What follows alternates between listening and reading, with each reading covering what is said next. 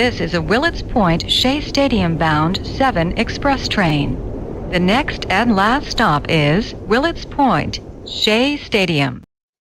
Oh, yes, it is the Subway to Shea podcast. Anthony Rivera here with you, talking about all the news and happenings surrounding that team from Queens, the New York Mets. Episode 120 from the Subway to Shea studios in my office, live and in living color for the first time ever. Make sure to do 2 things for me tonight.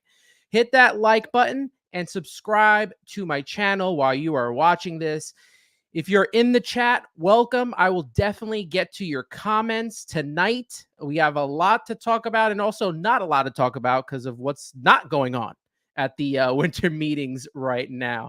This episode will be posted tomorrow on Apple Podcasts and Spotify, so don't worry if you miss anything I covered. Some small order of business I want to take care of first.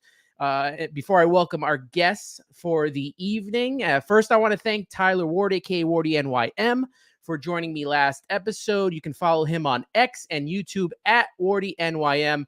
He's a good friend of mine, and he's a great Mets content creator, so make sure you are following him. Secondly, the Queens Baseball Convention was such a fun experience. I got to thank Mark Healy for letting me be a part of his panel, The State of the Mets, along with Tim Ryder and John Mincone. Thanks also to Keith Blacknick, who's the media goon, for putting on a wonderful event, and congrats on 10 years.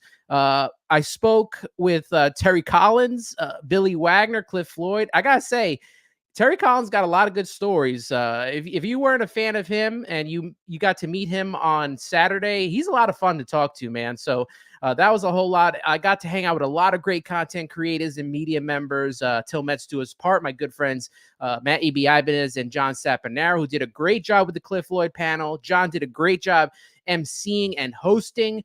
We also had Jake Brown and Nelson Figueroa, Figgy from Amazing But True, Greg Prince, Lori Rubinson, Laura Albanese, Jeff Cohen from Baseball and Barbecue. Saw great Met fans and supporters of the Subway to Shea podcast, Chris Ferrero, Lisa G, Patty in NYC, Hector from Washington Heights. I got to chat with him, John from Albany.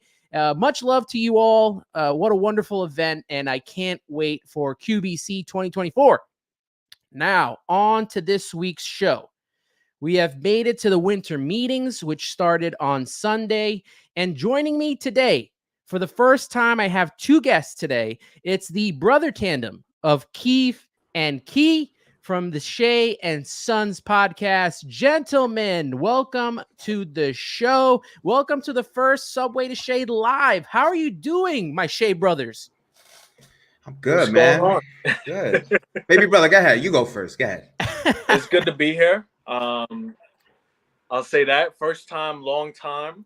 You know what I'm saying? When it comes to listening to my boy Ant, you put out great content. There's a lot of up and coming content creators, especially in the Mets community, and I guess we're a part of that realm. So it's always good to have people who have done it before reach out to us and, give us feedback, and also to, lend a helping hand, whether it be promoting, helping, talking to one another.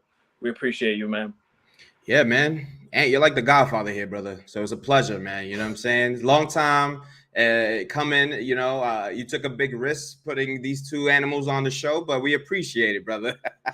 I got so much that I'm doing here tonight, right? Like we're going to be talking.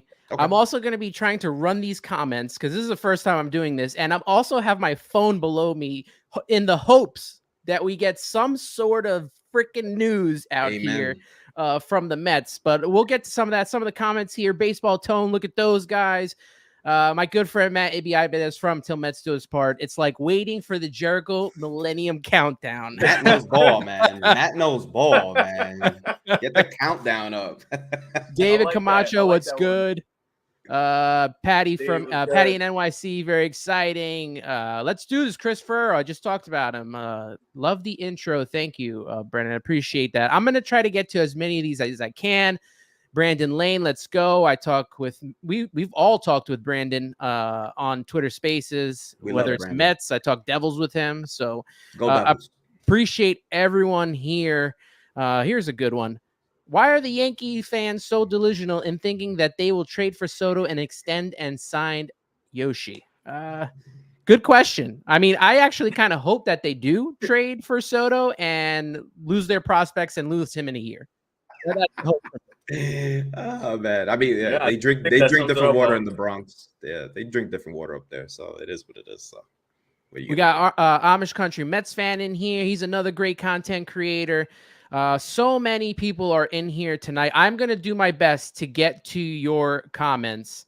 Maybe saying Yanks fans still think it's 2008.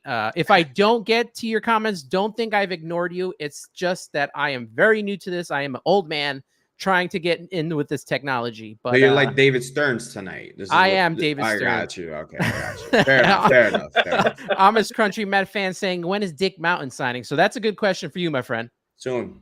Just be patient. Just be patient. Just be patient. It is definitely happening soon. Let's get right into this, okay?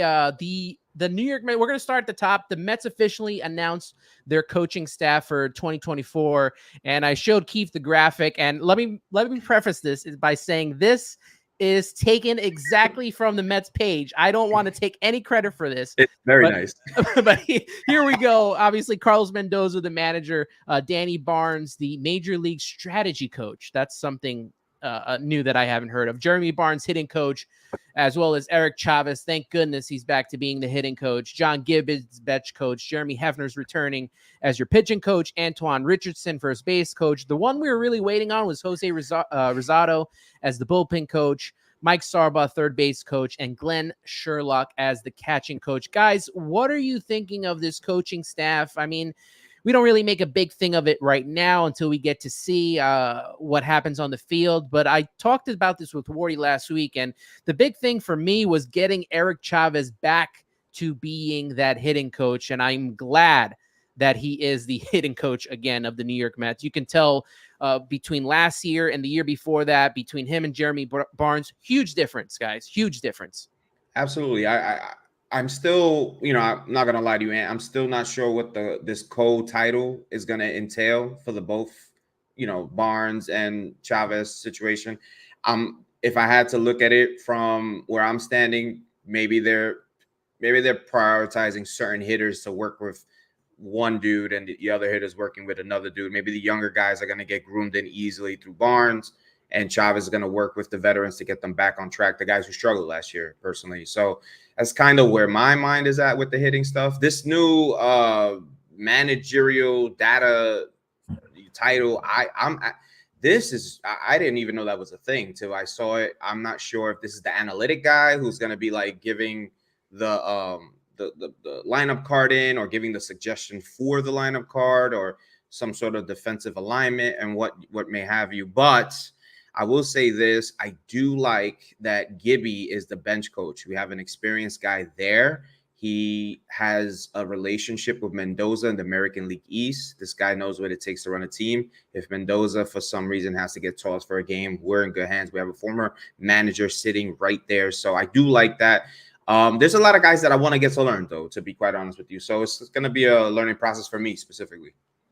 Yeah, I was definitely hoping that John Gibbons at some point would be a manager, and that was kind of towards the end of the Mickey Callaway, Luis Rojas experiment that went terribly wrong.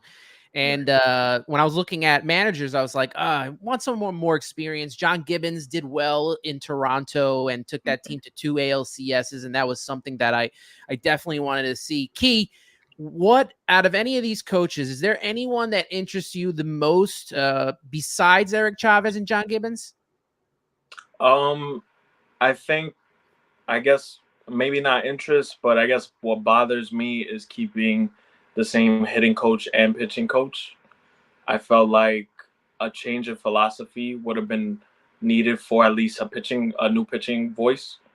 It just felt like a lot of the things were playing against the Mets. Like when it comes to that, they had a lot of injuries, but also guys like McGill and Peterson never really took that next step we envisioned them taking. So I was kind of, upset about that, and a lot of the ways that bullpen arms were being used and some of the expectations that we had for them just falling short, like Ottavino, Drew Smith. I felt like there could have been a tweak there. I know a lot of people called for Jeremy Barnes, a replacement for him.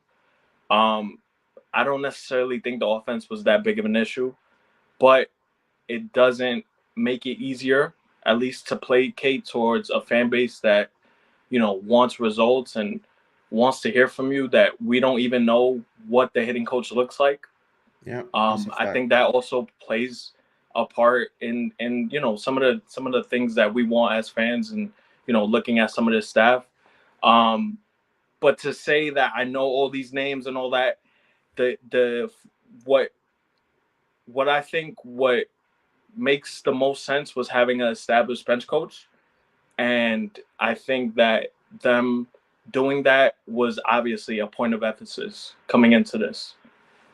Especially with a first-time manager, it goes a long way. Absolutely. Yeah, absolutely. When you have a first-time manager, you want that guy on the bench to be someone who has, been through the grind. And especially, it makes sense, like you said, Keith, that both Carlos Mendoza and John Gibbons come from the American League East. They've both been through it. They've both seen, the wars together.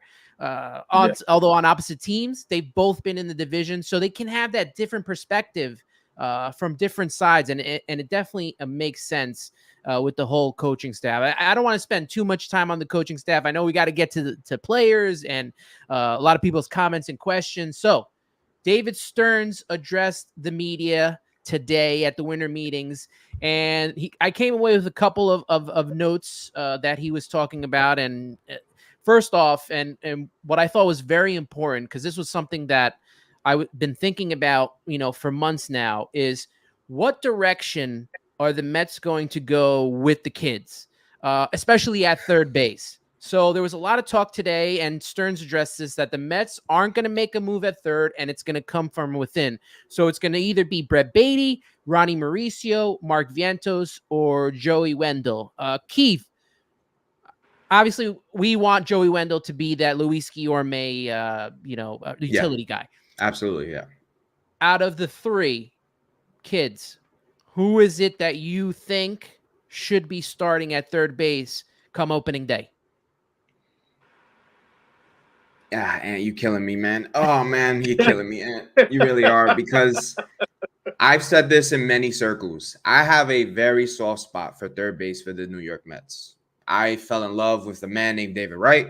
Mm-hmm. Okay, so we have yet to replace him. I have a very it's like catcher for the Mets. We always, when we're good, we always have a really good catcher, and the ace of the rotation, it means a lot for the Mets. So for me, that third base slot is huge. Ronnie Mauricio seems like the most favorable fit in many circles. But for me personally, because I think Ronnie Mauricio is a better second baseman today, I think you're going to have to go with a more established glove at third to start. And it's got to be probably Joey Wendell. The reason why I say that is because I think we need to see Beatty, especially in spring training. We need to see a significant step from Brett Beatty. I don't really need to stress too much on the offensive side of Brett Beatty. I need to see the glove, because third base is huge. So respectfully, it's huge for me personally. And I don't know. And run prevention is what David Stearns is preaching. So in my eyes, the best way to establish day one that this is going to be 100% a defensive team, and we're not going to let easy runs get in, and we're going to be on top of things, is you got a double play tandem of Ronnie Mauricio, Francisco Lindor. You have a very improved first baseman in Pete Alonso. His sabermetric stats are all improved from top to bottom. And in my opinion, you start with Joey Wendell. And then you ease in Brett Beatty. And then you have a future third baseman and you have a future second baseman. Now, I don't want to get ahead of myself because we have other guys somewhere down the road coming up. But for now, for 2024, we would hit a home run if you pretty much have Brett Beatty and Ronnie Mauricio as everyday players and Joey Wendell filling in towards the back end of the season. But I will start with Joey Wendell. I don't know if I have any confidence with Vientos anywhere with a glove, unfortunately. That's just where I stand. Yeah, and the Mets are, as well as Stearns has talked about, two things this offseason: pitching, and run prevention. So Joey Wendell kind of fits that mold. He's a more established, player in the major leagues than Luis Guillorme was, especially with the bat. He doesn't wear Yeah, batting gloves, so he has to play. yeah. He doesn't wear batting gloves, so he has to play. the Moises Alou style Yeah, man. Come of on. playing. Yeah. So, Key, let me ask you this then. With your brother saying Joey Wendell, let's say that Brett Beatty gets off to the spring start that he did last season, where he was lighting it up in spring training. Oh, boy. Is Brett Beatty the third baseman to the start? Because I really do think that they messed him up putting him down in the minors after that hot start he had in spring. I don't feel like he ever recovered from that. I thought that maybe took a little mental issue with him, and it messed him up. Obviously, they were going to go with Eduardo Escobar as the guy to come out as the veteran third baseman. But really, Right. in all reality, Brett Beatty earned that spot, I thought, out of spring training, and he didn't get it. So if he is lighting it up at spring training again, is it the same thing as? And I don't know if Keith, if you agree with this as well. Would Brett Beatty, should he be the third baseman, or are you still going with Joey Wendell? So I'll hear from both of you guys on that. I think it's a tough situation. So if he has a similar spring to what he had last year, if we're reading into these David Stearns comments of him wanting to give everybody ample amount of opportunity, then it sounds like no matter what, we're going to see all three faces at some point play the position. But if the guy's hot out of spring training, you can't ruin his momentum. And I agree with you. I think that, last year, hurting a player's momentum like that, with him seeing the ball so well, especially playing against, some major league pitching that he saw, I think that going down to that, secondary tier of AAA is such a wide disparity in like talent, like across the board. So I think that hurt him. And I think that if he does come into the spring training, clear-minded, he plays well, obviously he should be the one to start day one. On paper, it does, however, look like Joey Wendell is going to be the one trusted out the gate, much like Eduardo Escobar, although I thought that there was a little bit more invested with Escobar, whereas Wendell, if he has a bad week, you probably won't see him play third for another week. They'll give it to a Vientos or a Beatty. The problem that I have with that is finding some sort of continuity when it comes to placing out a lineup. And in terms of momentum, you got to give these guys ample amount of opportunities to give at bats. So I think that also plays a part to what's going to happen with the DH position as well. Yeah, and to be fair with Brett Beatty, he hasn't played a full season yet of baseball. No, none of these kids have 500 at bats, and none of them.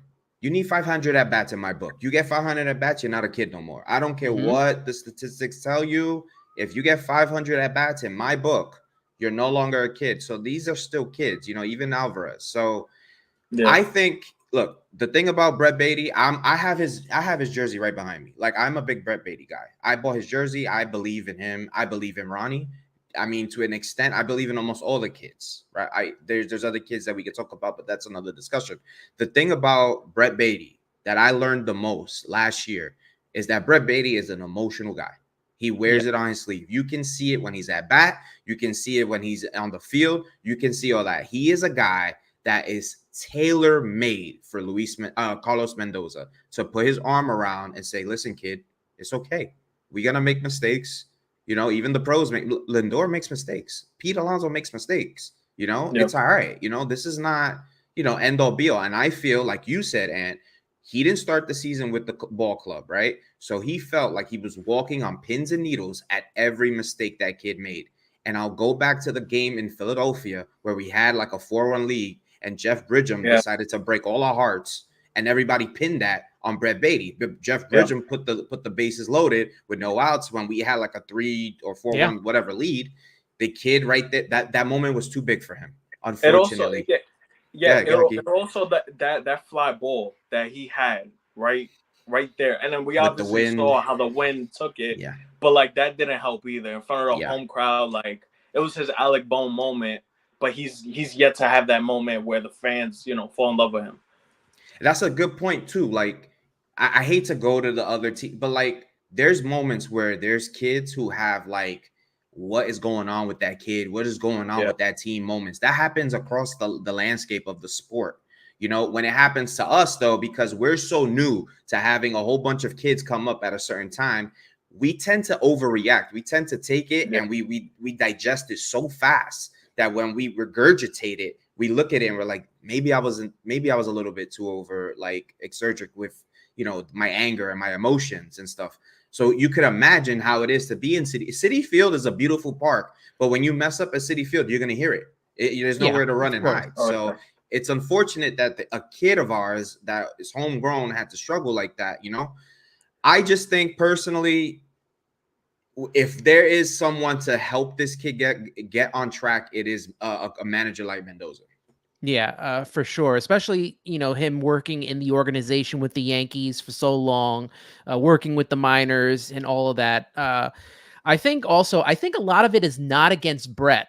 I think it's a lot of Mets fans frustrated at what was going on last season, just in general. I mean, there was a lot of anger towards a lot of players. And I think Brett, unfortunately, had some moments where, you know, he had to take it. He had to take it. And I think he took it the best way he could. He owned up to it when maybe someone else should have came in and, like you said, helped him out. For me, I think that the best alignment is to have Beatty continue to play third and grow there, and to have Ronnie Mauricio at second where he can be mentored by Francisco Lindor. I think that is the best possible option if this team starts hitting on all cylinders. We saw the interactions between Lindor. I mean, Lindor interacts with everybody. He's that leader. But especially with the way he took in Ronnie Mauricio as soon as he came up. I thought that was something that's important and something to help him continue grow. These guys, these kids are not seeing consistency. Look, we can even go farther back from when Pete Alonso came up. What consistency has Pete Alonso seen, especially at hitting coach? Chili Davis, all the different changes that have happened. And there has never been any type of consistency because, you know, anytime the team does bad, everyone wants to change the person. A year or two after, they want to get rid of the person. Like I guarantee after 10 games, if the Mets are like 5-5, that Carlos Mendoza is going to be, on the plank. Yep. So, you know, I have a good question here from Amish Country Mets fan.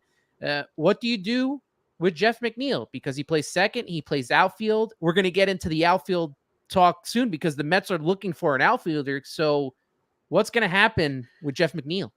I just want to say before I get into that question, being at the stadium for a few Ronnie Mauricio games, it's a big help to have Lindor and Pete. I just want to put it out there. A lot of people, like the media has yet. I know like we like to look at the Lindor thing, and Lord knows I love Lindor with all my heart, but I see a lot of times when there isn't a man on base and Ronnie has to move over and sort of to the gap. Pete is also kind of telling him, pull in or move out. So there is a dialogue between Lindor and Pete. And I think that's where Pete has really grown as a defender, the communication. Yep. I think Lindor is helping him bring it out. And, you know, you got to be at the parks to see it. But where do I send Jeff McNeil? Personally, I've been on this train, and I'm going to keep harping at this train. A lot of people don't like it. But personally, you have to pick up. If you want to be a good president of baseball operations or a GM, you have to pick up the phone call and entertain an option or two of, you know, what another team finds interest in your players. And if a team finds interest in McNeil, you have to entertain it and see what they're offering. You can't just not pick up the phone. So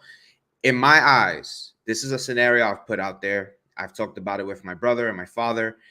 There's a pitcher that I think the Mets could acquire for Jeff McNeil services because it helps both teams. I personally believe the Toronto Blue Jays, they're going through some sort of transition. I don't know what they're doing. There's a lot of names linked to them, right? I don't know in terms of their financials, what's going to happen with a lot of guys who could get paid in a few years by them or who, you know, have a lot of arbitration years or anything like that. But what I do know is that they have a pitcher for the next 3 years before option hits player option. That pitcher is Jose Berrios. And I think even though we did give McNeil a contract about a year or two ago, if I'm not mistaken, in the next 3 years, if I'm not mistaken, Jeff McNeil is going to be making about 12. If you total it out, it's a difference between $12 million. So the Mets would be taking on $12 million and Berrios. And in 3 years, there's a player option and Berrios can opt out. So in my opinion, I will look into something like that. That's a little bit more in depth. I had the numbers here, but it just slipped my mind. But I would like a pitcher of that caliber or higher for Jeff McNeil. I think the resume for Jeff McNeil cannot be ignored. I think we also have to respect it to some extent personally, but there is a logjam right now with the Mets infield. And especially in the minors. Exactly. And I feel bad watching Jeff McNeil in the outfield. I know he can play outfield, but I feel bad for him because that's not his position. Like, I just, it's something about me watching him out there that I don't wish that for him. I know he can do it well. It's probably not well enough for where we want to be, but he's an infielder. So with the logjam and the transition where we're going with kids, there's a very uncomfortable situation for a guy like him. Are we going to keep him? Are we going to move him? And then I wouldn't have this thought if they brought on a guy like Joey Wendell.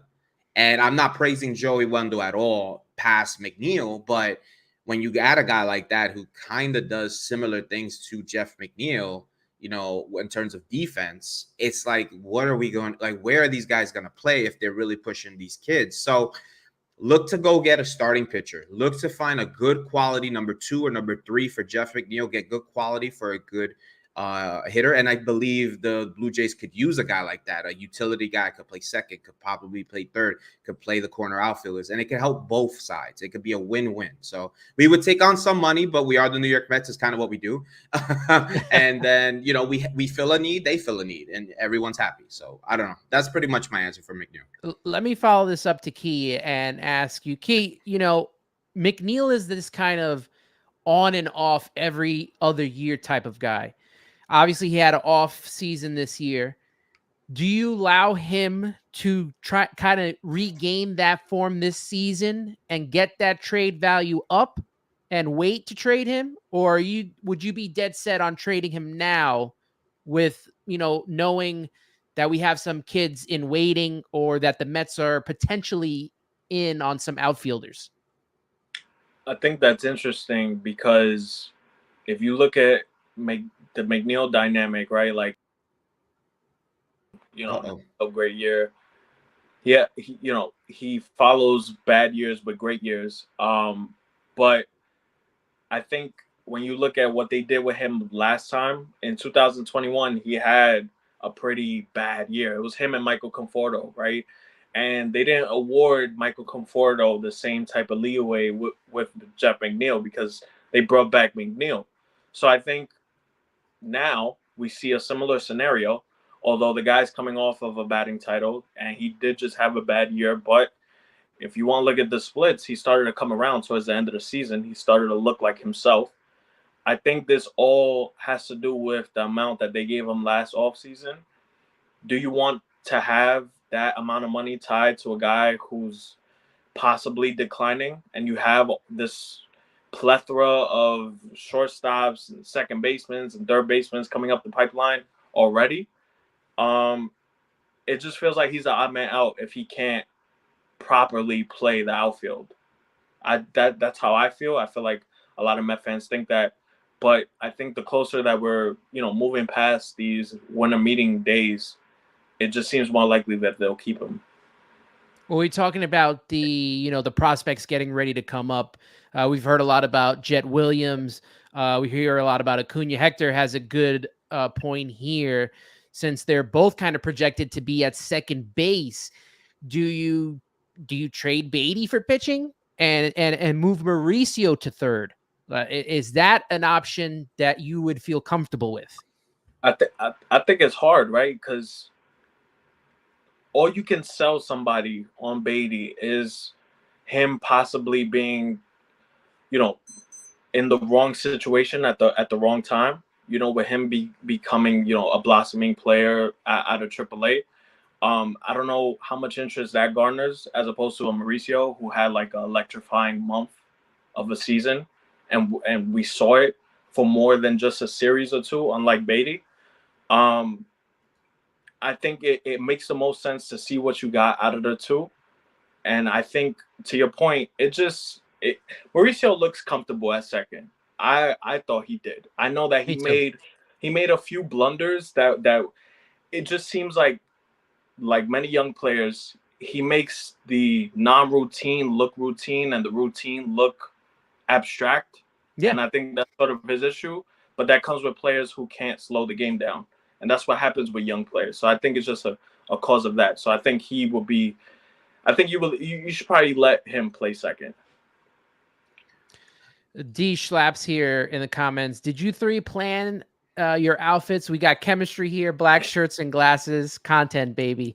Oh my let's God. say we did. Let's keep it out. We did. That's a great comment. Oh my goodness. All right. So let's now move on from the infield. Let's move to the outfield because there was a big comment made by David Stearns that they're looking into getting an outfielder. Could be defensive, could be a bat first type of outfielder. A couple of names that have been talked about yesterday, today. Michael A. Taylor, 32 years old. Lee Jung-ho, 25 years old. Taylor in 2023 had a 220 batting average, 21 home runs, 51 RBIs, 13 stolen bases, and a 720 OPS. I think he hit his career in home runs last season. And then for his career, he's 239 batting average, 95 home runs, 332 RBIs, and a 683 OPS. Joe DeMayo of the Mets pod said that he's in the 90th percentile with arm strength and the 85th percentile with sprint speed. So you got your defense and your speed, which kind of fits Stearns' run prevention talk that we've been talking about since the general manager meetings. Lee Jung-ho, 7 seasons in the KBO, 340 batting average, 65 home runs, 515 RBIs, and an 860 OPS. Do you have any interest? I will go to both of you guys. Do you have any interest in the Mets signing any of those two guys, or is there someone else you have interested in? Because last week I had been talking about Teoscar Hernandez and Jorge Soler. There's also, Kevin Kiermaier, who's more of a defensive guy, as well as Harrison Bader. I'm not a big fan of Bader because he was injured. But what are your guys' thoughts on the outfield and how the Mets could add? We know right now it's McNeil, it's Nimmo, and Marte, I guess, with DJ Stewart. I don't know how that's all going to play out. Maybe Starling Marte is going to be the DH. I don't know, but I feel like we just can't count on him because he's not healthy. If he was healthy, that's one heck of a bat. But right now, we just don't know, and I don't feel comfortable with it. So where are you guys at with the outfield? What would you like to see? I mean, look, right now what the setting is, what we're looking at, the landscape of what we're getting from the winter meetings is Young-Hoo Lee, and today we got the Michael A. Taylor stuff. Everything you said, honestly, it checks off a lot of boxes because for me, it's not just the defense, it's not just how he can throw the ball, and it's how these guys can run the bases. This is a new world of baseball. There's new rules. We saw with a lot of teams last year, they snuck up on a lot of guys because they were more tailor-made to this style of baseball. So, listen, I'm okay with a signing like that. The Young-Hoo Lee one, though, it's interesting because he's a much more established player. He's going to cost a lot more than Michael A. Taylor. He's younger. So you're investing long-term with that sort of signing. The thing about Young-Hoo Lee, also we want to mention 5 Gold Gloves in the KBO. So you're getting a very good defender there. There's no baseball savant for him, but he's getting 5 Gold Gloves there. He must be doing something correct. What I like about Young-Hoo Lee is that to me, what I see with him is I see a lot of the old version of Brandon Nimmo. Guy gets a lot of hits, guy gets on base, and he's going to score a lot of runs. He's a much better defender than Brandon as of right now. But the thing is that in the future, you're talking about an outfield with probably 3 left-handed bats, with Gilbert maybe coming up, Nimmo there long-term, Young-Hoo Lee there as a left-handed bat. So I don't know how that. I don't really know if there's many outfields in baseball that are all 3 lefties. I'm not sure, but listen, we want an outfielder that's pretty dynamic. There's other outfielders there. You got your Teoscars. That's fine. You know, you have your other guys out there. I am a big fan. I am a big fan of Anthony Santander. I'm a huge fan. I think that right there checks off more boxes than most people thinks. He's a protection for Pete, switch hitter, can play a decent outfield. He's not the best outfield. He's not as, you know, defensively sound as a Young Hoo Lee or a Michael A. Taylor. It's definitely a trade market situation, but he has 1 year left. It's not going to cost you the world. You know, if you want to part with some kids, and you could talk to the Orioles, who the Mets have a great relationship with. I don't know if we can pull that off. I'm not sure. It's just me totally speculating. If I had to pin my finger down, though, on a guy who can fit and who probably is the best fit right now, it'll probably be a guy like a Teoscar. And the reason why I say that is because you're not going to probably sign him super long term. He's a good protection for Pete Alonso. He can DH as well. You know, he can mix match. You know, he's a right-handed bat. So I'm thinking more lineup sometimes too. I kind of get clouded at times with the lineup structure. So it's this because is where they keep changing the lineup every freaking day. When was the last time we had legit structure? I think in the lineup, was it like 2006? It's tough, man. Yeah, probably, because even in 15 we were moving guys around, to be honest with you. So, you know, it's tough. If you want an all defensive outfield, you want to go for the hole, which is left field. But here's my line of thinking, my baseball mind. To me, in my eyes, right field, you need the strongest arm, right? Center field, you need to have the best range. You need to be the fastest guy. Left field, you don't need the most sound defensive outfielder, because you have a shortstop to help you with the cutoff, and you have your center fielder to your left-hand side. So you don't need the most sound defensive guy in left field. What you do need is better production from the right field slot. Now, then we go back to the rear, the elephant in the room, which is Starling Marte. I don't know. I have no idea. I can't even speculate at this point. But that's where you want your best defender. You know, that's where I would want my best defender, my strongest arm. And if he can't really play a lot, then what are we doing at that point? So, yeah, I honestly, the outlook, I don't mean to be like this, but, you know, we have like a bad history with Spanish outfielders, bro. Like, I don't know what it is. They don't last very long with us. They give you 1 or 2 good years and then they're gone. So I honestly don't know. Chris Furrow put a comment. Eddie Rosario, that's out for you? I love that. Honestly, I love that more than Michael A. Taylor. I like that more. Michael A. Taylor will give you the defense and he'll run the bags well, give you the arm.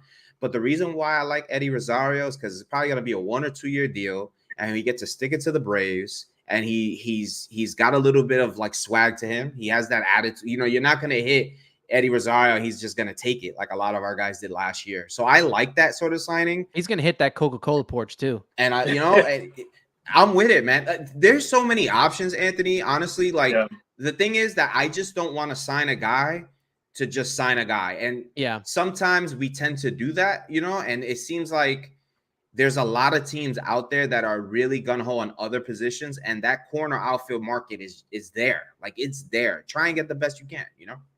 You know, I know we talked about Marte a lot, but I think there's even an underlying topic in this whole thing, and that is with Brandon Nimmo moving eventually to maybe left field. I think we saw it last season. We saw he got really tired, and he was starting to get injured. And you saw them starting to put him into left field and kind of, you know, figuring out it actually kept him healthier. He looked good. He did. Looked good. I didn't think he looked bad in left. He looked good. He tried being that center fielder that was going to make all the great catches, you know, after he had that big catch in against LA at Citi Field the year before. And then he was making all these big catches at the beginning of the year. But I think he started to wear down. He started trying to hit too much with power. And he got really tired and he started to get injured. And then Buck was like, I'm going to move you to left field for a couple days. And then he was fine. Yeah. So we may see eventually him move to left field and the Mets getting an actual center fielder. Key, who would you like to see the Mets bring in if they do bring in an outfielder? There's also like Adam Duvall's out there, Jock Peterson. Who would you like to see the Mets bring in here? When I'm thinking about outfield, if you look at what we currently have, DJ Story is not moving the needle. He's a fine bench piece, right? Starling Marte is a complete question mark. And then you got Brandon Nimmo, who We don't know if he's going to be 2022 Brandon Nimmo, 2023 hit for power, be a better defender, want to be team captain, all this stuff, team leader, gung ho. I think this team needs power. I think it needs power, and it needs it like right now. Because if you look at that lineup and you look at the other lineups, even within the division, they are so much better in terms of top to bottom guys you don't want to face in certain situations. And we don't really have that. We have what? Two guys, Lindor and Pete. I think we need to really keep Alvarez, Mauricio, maybe. But we need to really deepen this lineup. Keith talked about it when we've spoke about some of these guys that we've been, talking about who are targets. You need level raisers. And to me, no disrespect, Delomio, Eddie Rosario, he's not a level raiser. I don't want him. I think we need to, Tommy Pham was cool. He was cool. I love Tommy Pham. He was a great dude. We need to ask for more than that, though. I think a guy like Teoscar fits the billing. A guy like Jung Ho Lee is a very good option.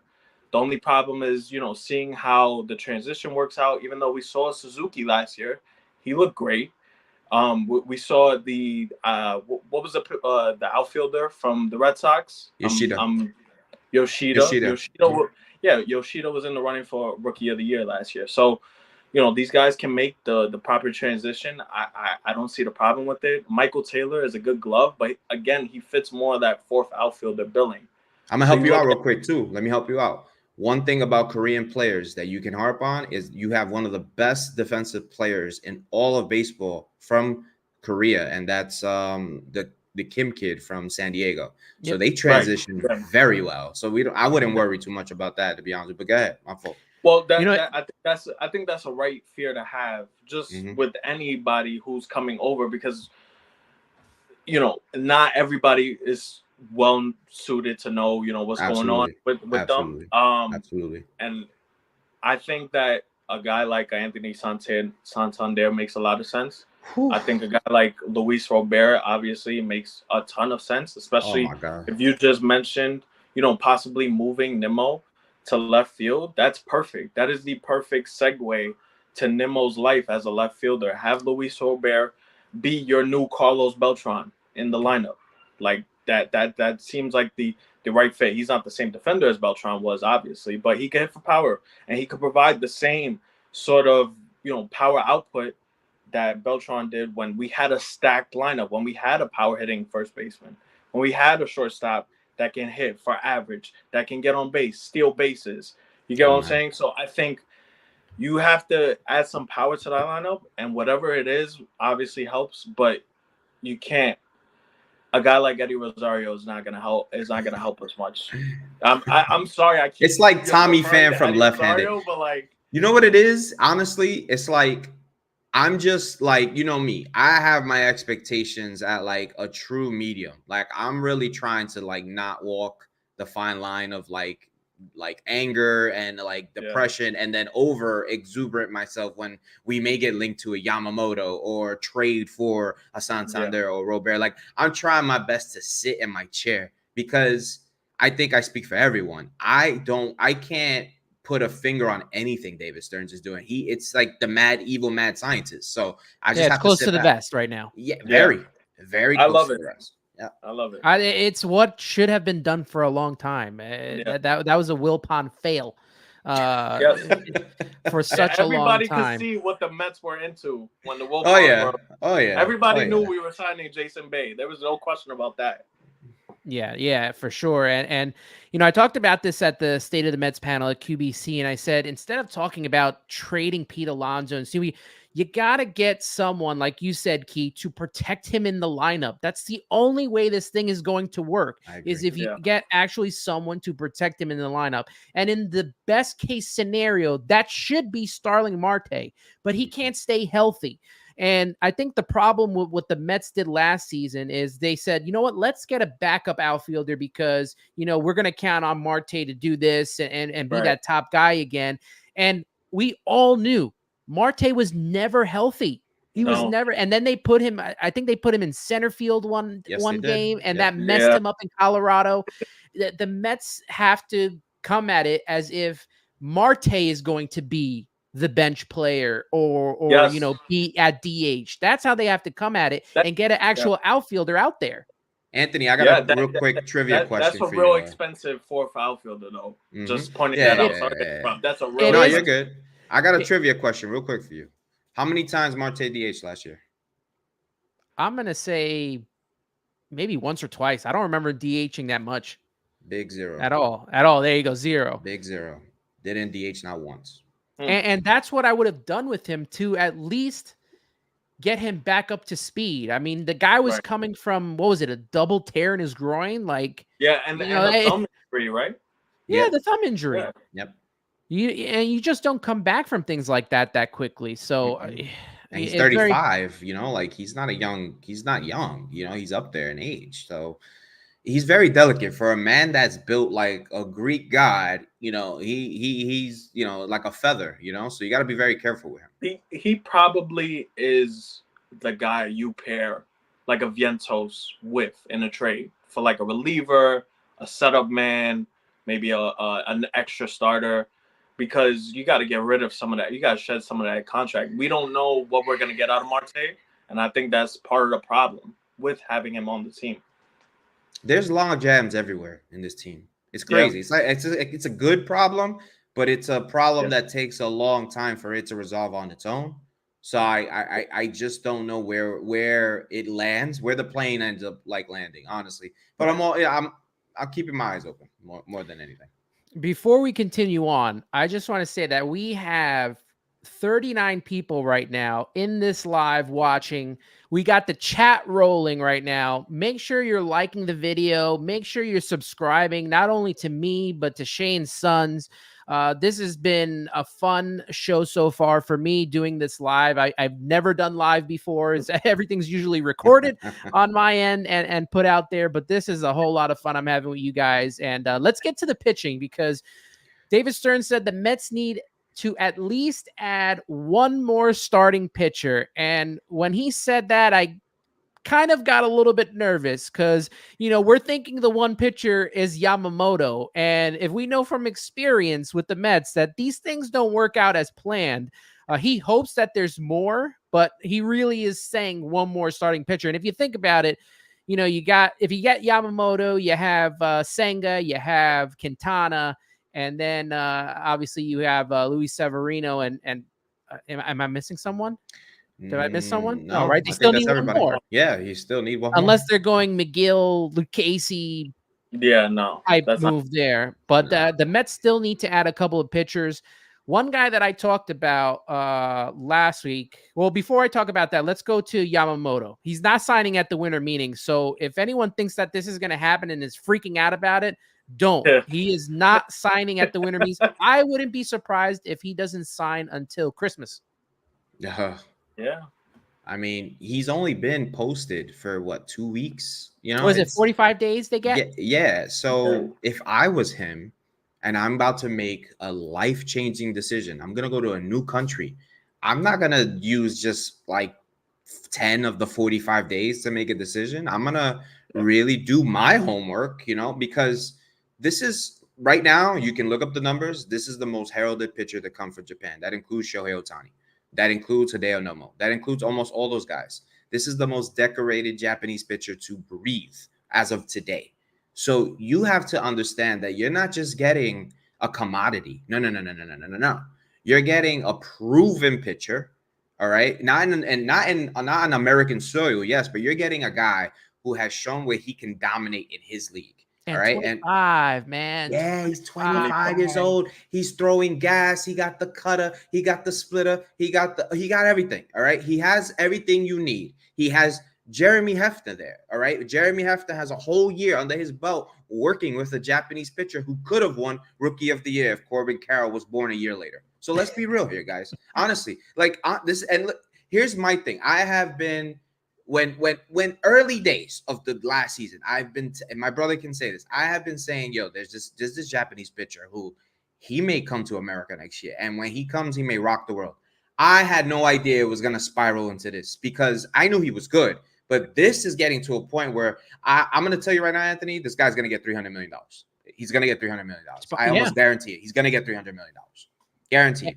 And the Mets would probably pay that for sure. Yep. I mean, you're talking about a 25-year-old pitcher with the electric stuff that he has.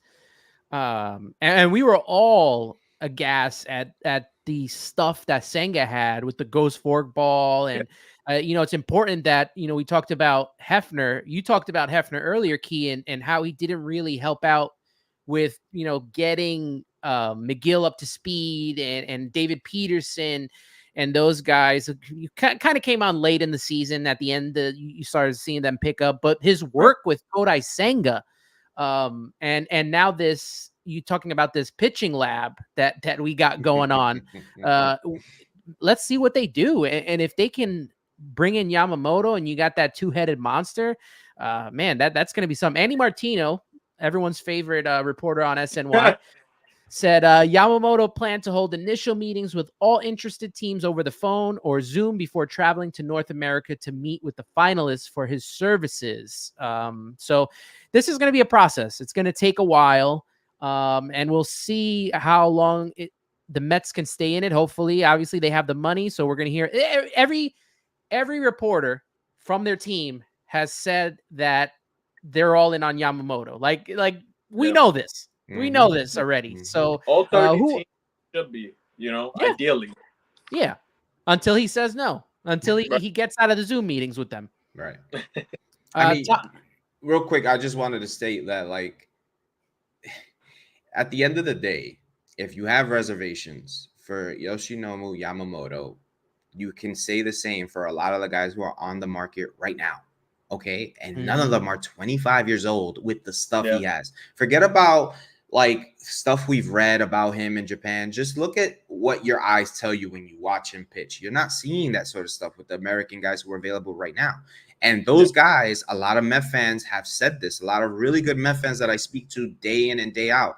There's worry with Blake Snell. There's worry with the Erod. There's worry with Montgomery. There's a worry with Severino. So I think if you want to use the risk factor in the best possible way, you're going to take a risk on any free agent. Take it with the guy who has the youth, and we have a track record with transitioning that risk over to our ball club, and you saw the success, but that's just my point on it. Just a shout out to CP who says, "What's up, y'all? What up, going Chris? on, What up? brother? What up? How you doing?" Top Bunk Sports. We all know him very well. Good friend to the Subway To Shea podcast, has been on the show. Shout out, Top. Says, who would be a sleeper free agent you guys think the Mets could pick up? Mine, you had just mentioned him, is Eduardo Rodriguez. I think he's a sleeper that I am very interested. I actually was interested in bringing in Luis Severino for the fact that he would be a fifth starter.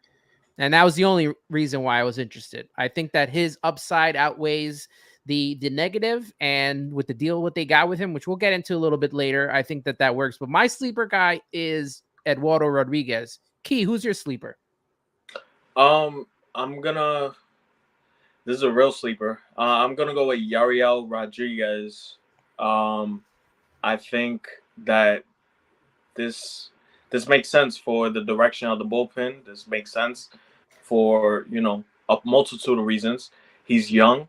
He's got life across the board on all of his pitches.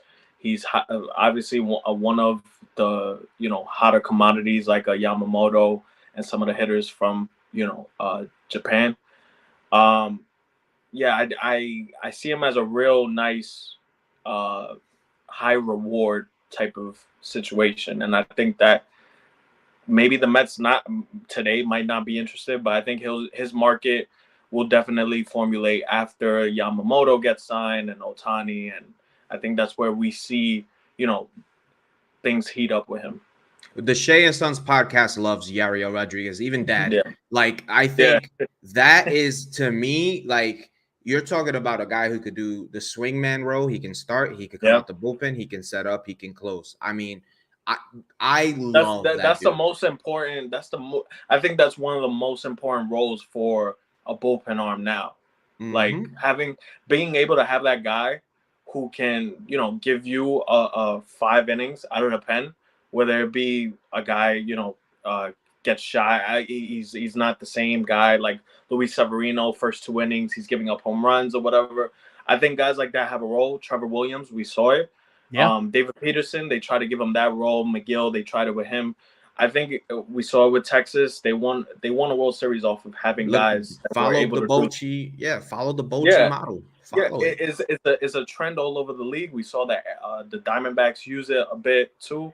So I think that he presents such a huge possible need for a contender that we're not even realizing, you know? And I think that, again, like, it'll happen. Like, he'll start to become a name that we start to hear about. Keith, is he the same for you? Is he your sleeper as well? He's not my sleeper because I love him too much. You know, like I love that guy too much. He's my number 2 free agent. Like on my list, he's number 2 for me. It's Yamamoto, him, and I can go to sleep happy. Like I really can.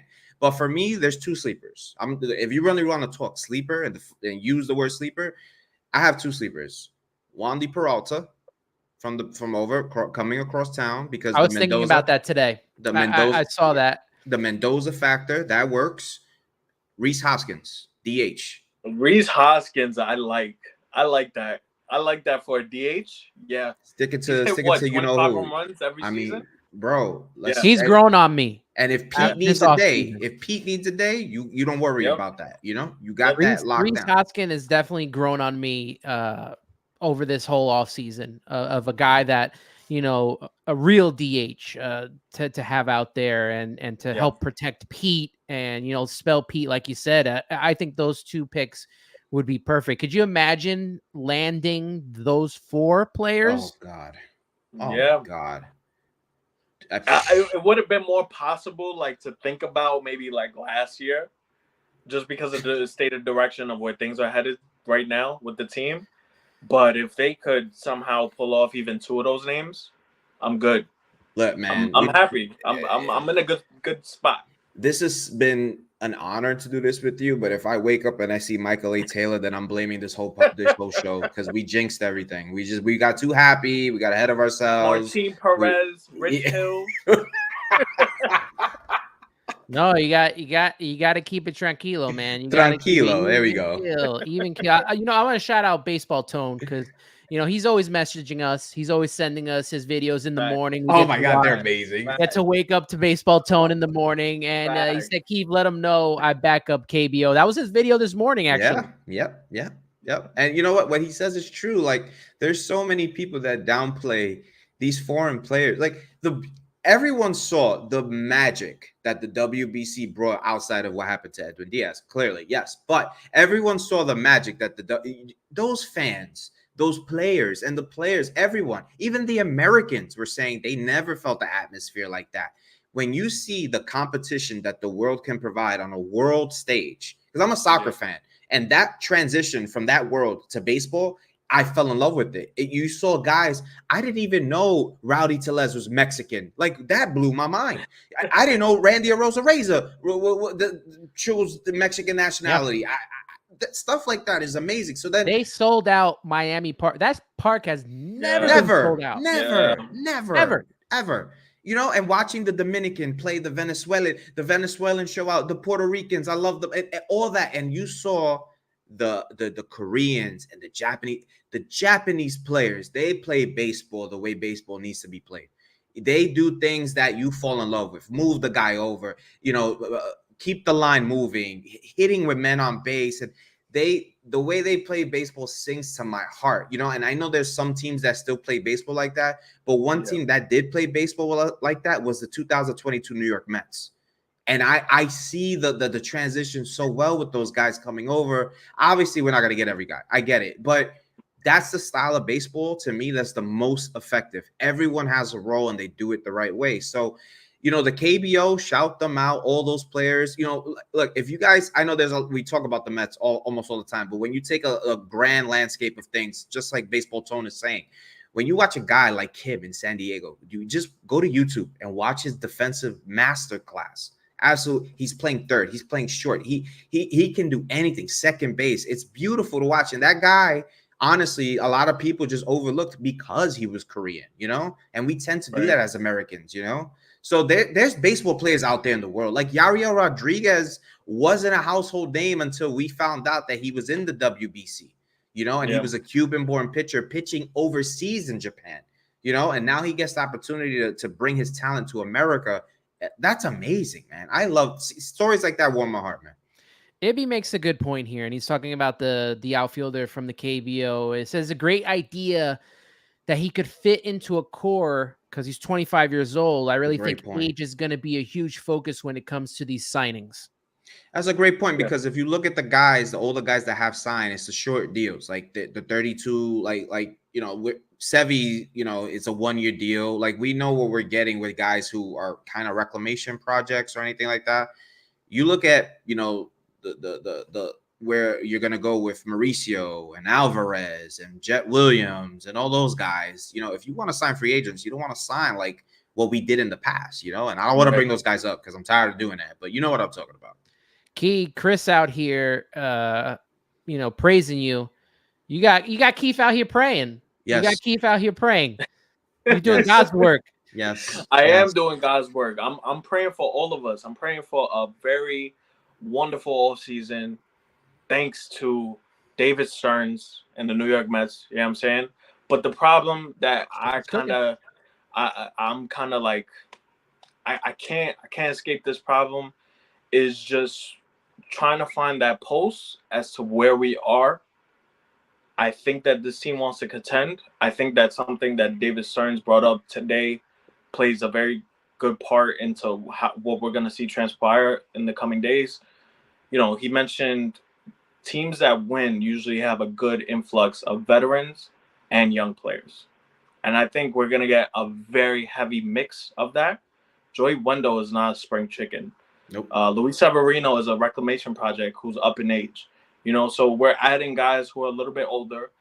But I think that a guy like Joey Wendell, he brings his lunch pail to the game or whatever they say, and he does his work and he goes home. And I think that getting guys that love to play the game, that want to play the game the right way, I think their attitude plays a very big part into the type of guys we're going to see. The locker room that we're going to see, the type of guys that we're going to see get signed.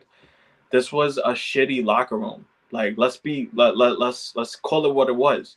Tommy Pham basically aired it out. Max Scherzer did great on putting that cherry on top of some of his shenanigans.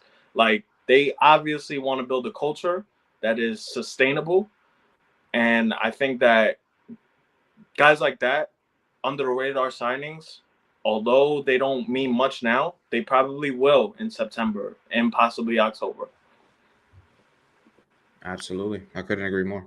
You talked about Yaya Rodriguez for the bullpen. And speaking of the bullpen, Carlos Mendoza addressed the media at the winter meetings. Edwin Diaz is fully healthy. And Tim Healy posted did not commit to a normal spring training regimen. That they will need to make a plan for him that makes sense. How are you bringing back Edwin Diaz this season? You're right out the gate. Is he ready to go for you since they didn't bring him back last season? My real quick story. I'm the hitter of the family. He's the pitcher. He goes first for this.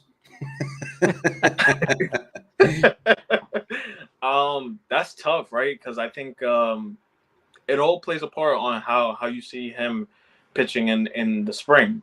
Do you give him opportunities in the spring? Do you not even waste those opportunities and just want him, to correct some of the things in house, to get some of the rust off of him in house and not see, live hitting like in the spring training environment?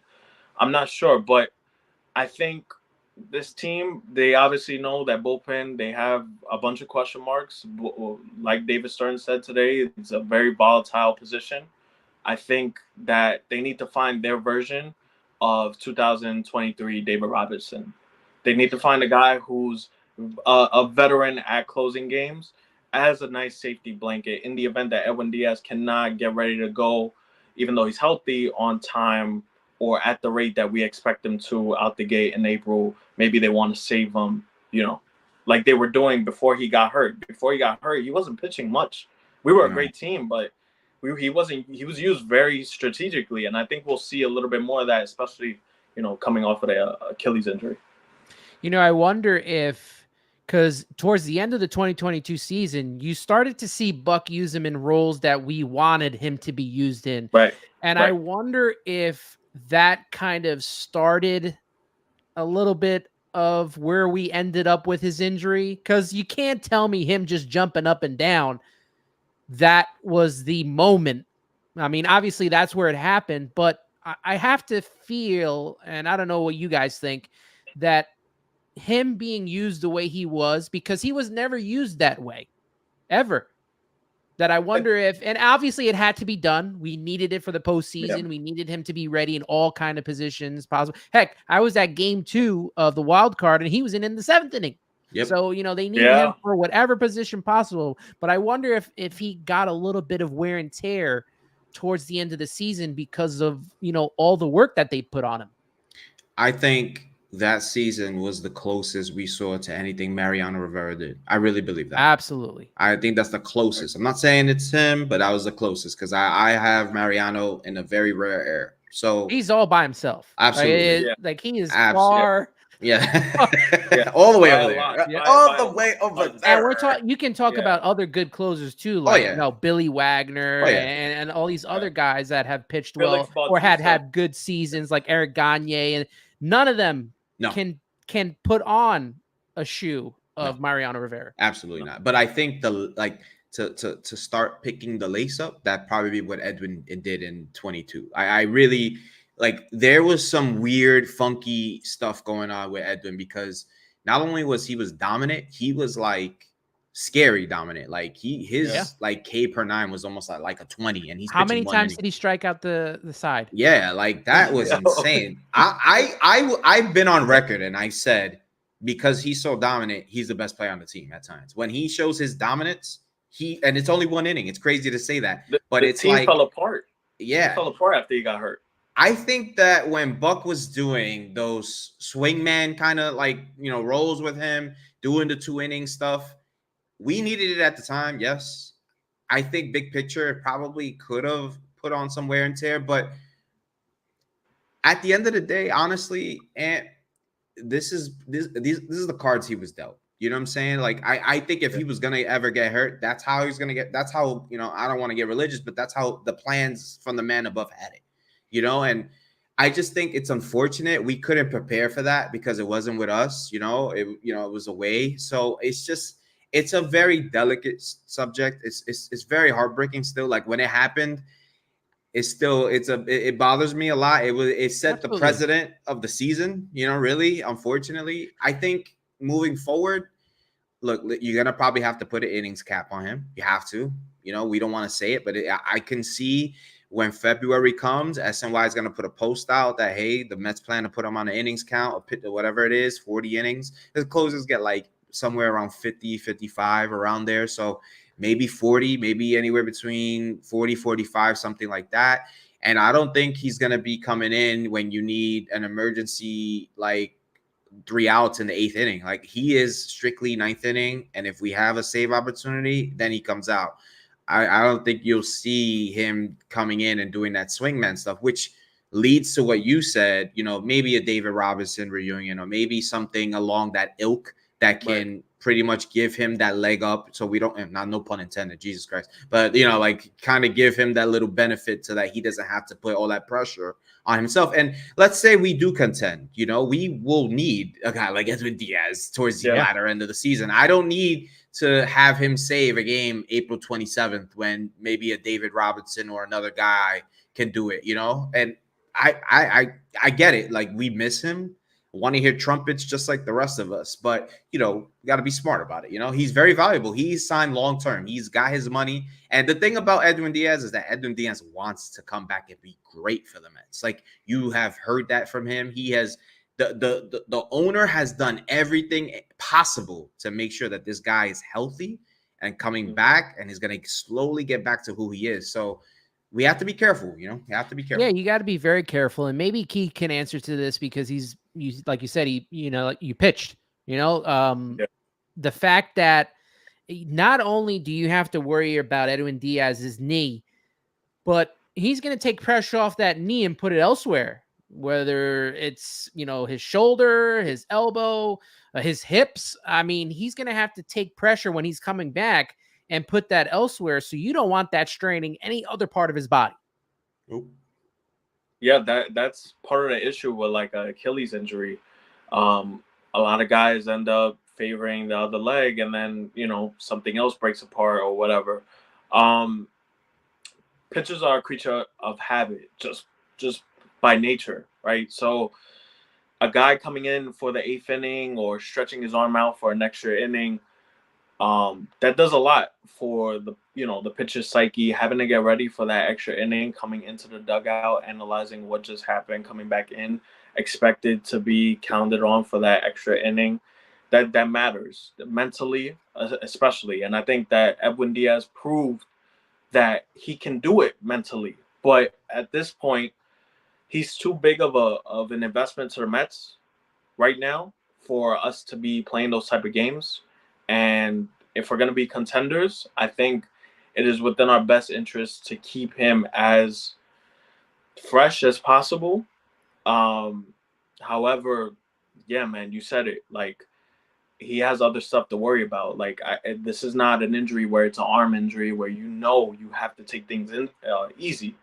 This is a guy who came down off of a celebration, and one of the things he needs in order to operate in full function, he couldn't. He completely broke or tore apart, unfortunately. So I think you have to really be strategical in making the plan to accommodate his needs. We saw it with Kodai Senga.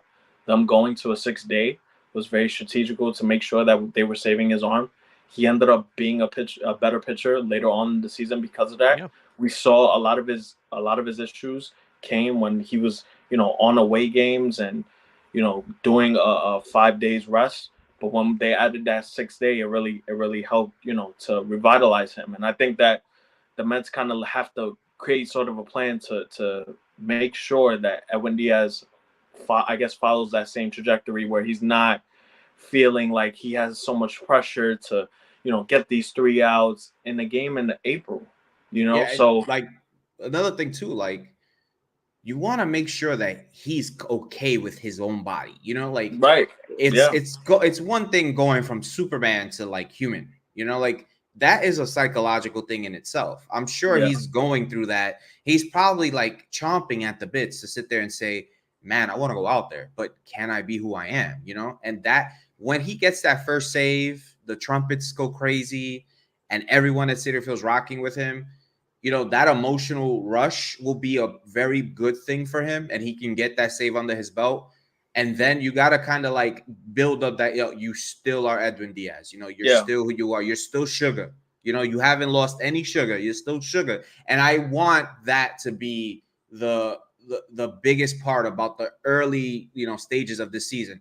We got to make sure we back this guy. We got to make sure we are 1000% on that bandwagon because he's going to need us. He's going to need the fans a lot. Yeah, one thing that I appreciate about what Mendoza said is that he almost said it glowingly. Like he wanted to let everybody know that he was, fully healthy. Absolutely. And I think that absolutely. I think that Sugar has such a connection with Buck. Kind of helping him with his nerves and, to really just slow the game down. And we didn't really see that before Buck. Somebody, I guess, put their arm over him and kind of like be that guy, like that mental coach, like, yo, everything's going to be all right.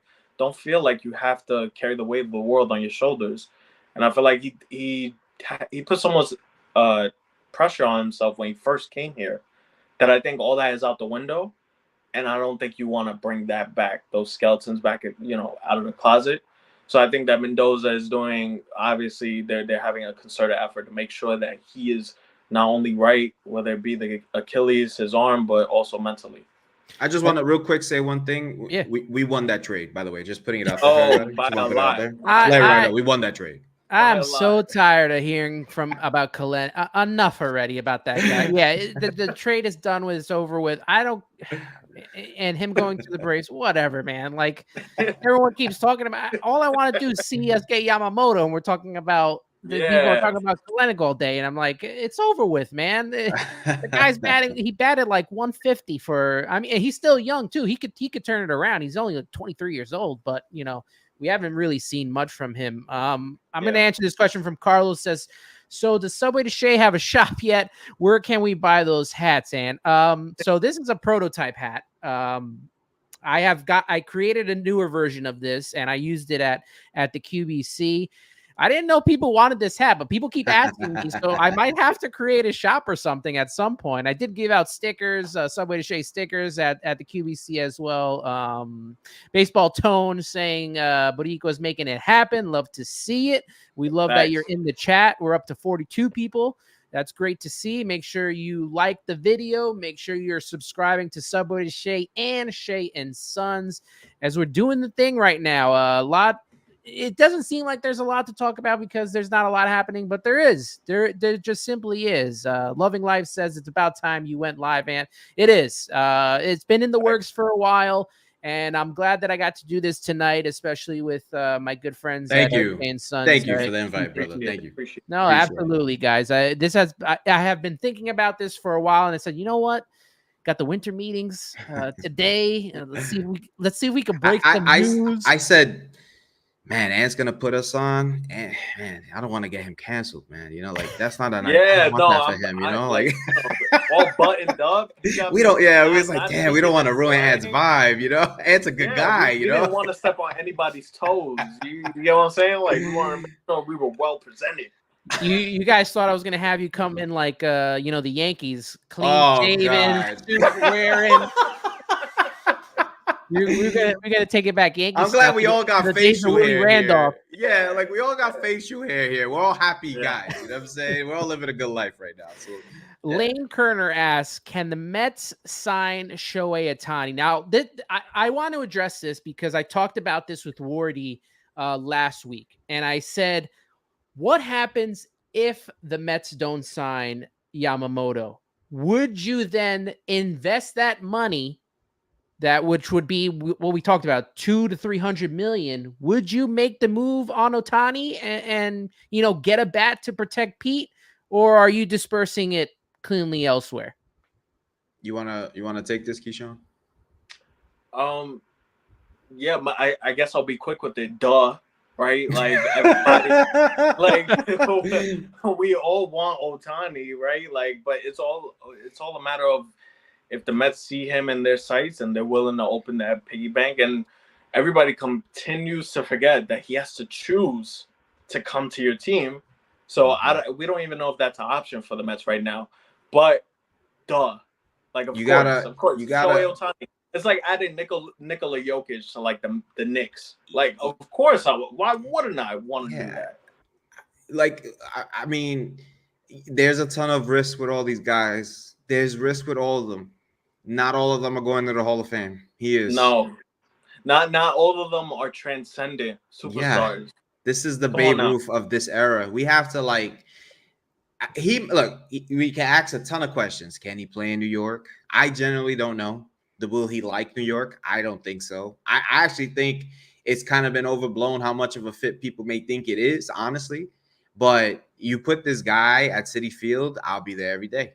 I'll be there every single day if I can. Were any of you at the series when he did come over? Yeah, I went to the Friday game. And that crowd that whole entire weekend. Yeah, I was at the Friday game. That was nuts. I mean, look, the videos look like everybody was there. Like, yeah, everybody went out to go see Shohei. It was nice to see the Asian community like really united like that. Honestly, Steve Cohen is when it comes to that sort of like conversation, Steve Cohen does a really good job of the representation. He does it for a lot of nationalities, so big up, the Mets for that, and Alex Cohen as well. I mean, look, they tried to make sure he had a really nice time. It was actually pretty funny. I believe it was a Saturday game where he broke the light. Yeah. So, and then they made the message, Shohei, like, we might have to charge you for that, So that was pretty funny. I'm pretty sure you got a laugh out of that. But yeah, man, look, man, it's Shohei Ohtani. I mean, look, we're not gonna probably see a player like this for a long time. So, I mean, yeah, absolutely, bring him, absolutely. Once again, I'm here with the brothers Keith and Kee of the Shea and Sons podcast. So make sure you subscribe to their YouTube channel and subscribe to their podcast on Apple Podcasts, Spotify, and iHeartRadio. CP's got a good question. Where did I put it? Oh, no. Did I lose it? The chat is live tonight. Shout out It the is. chat, man. It is, definitely. Shout out Hector. Shout out Matt. Shout out Wardy, my man Amish. Everybody's in here tonight. Chris, Ferraro, I'll go to CP in a second. Carlos Ramos says in 2024, we focus on the rotation exclusively and spend on the rotation. That's what it seems like, right? That's definitely what Stearns wants, whether it's Erod, whether it's Montgomery, or, even CP, who we didn't even talk about this. We didn't even talk about Imanaga. Look, yeah, all right, here we go. Now I hope baseball tone went to bed, honestly. Well, I didn't want him to leave this, but I already know he's gonna come for me. I'm not the biggest Imanaga guy. I'm not. I'm actually have more worries about him than Yamamoto. He has actually like really good stats in the KBO, but when I transition his stuff to Major League Baseball, he's not a hard throwing left-hander. He's actually he reminds me of a poor man's version of Erod, actually.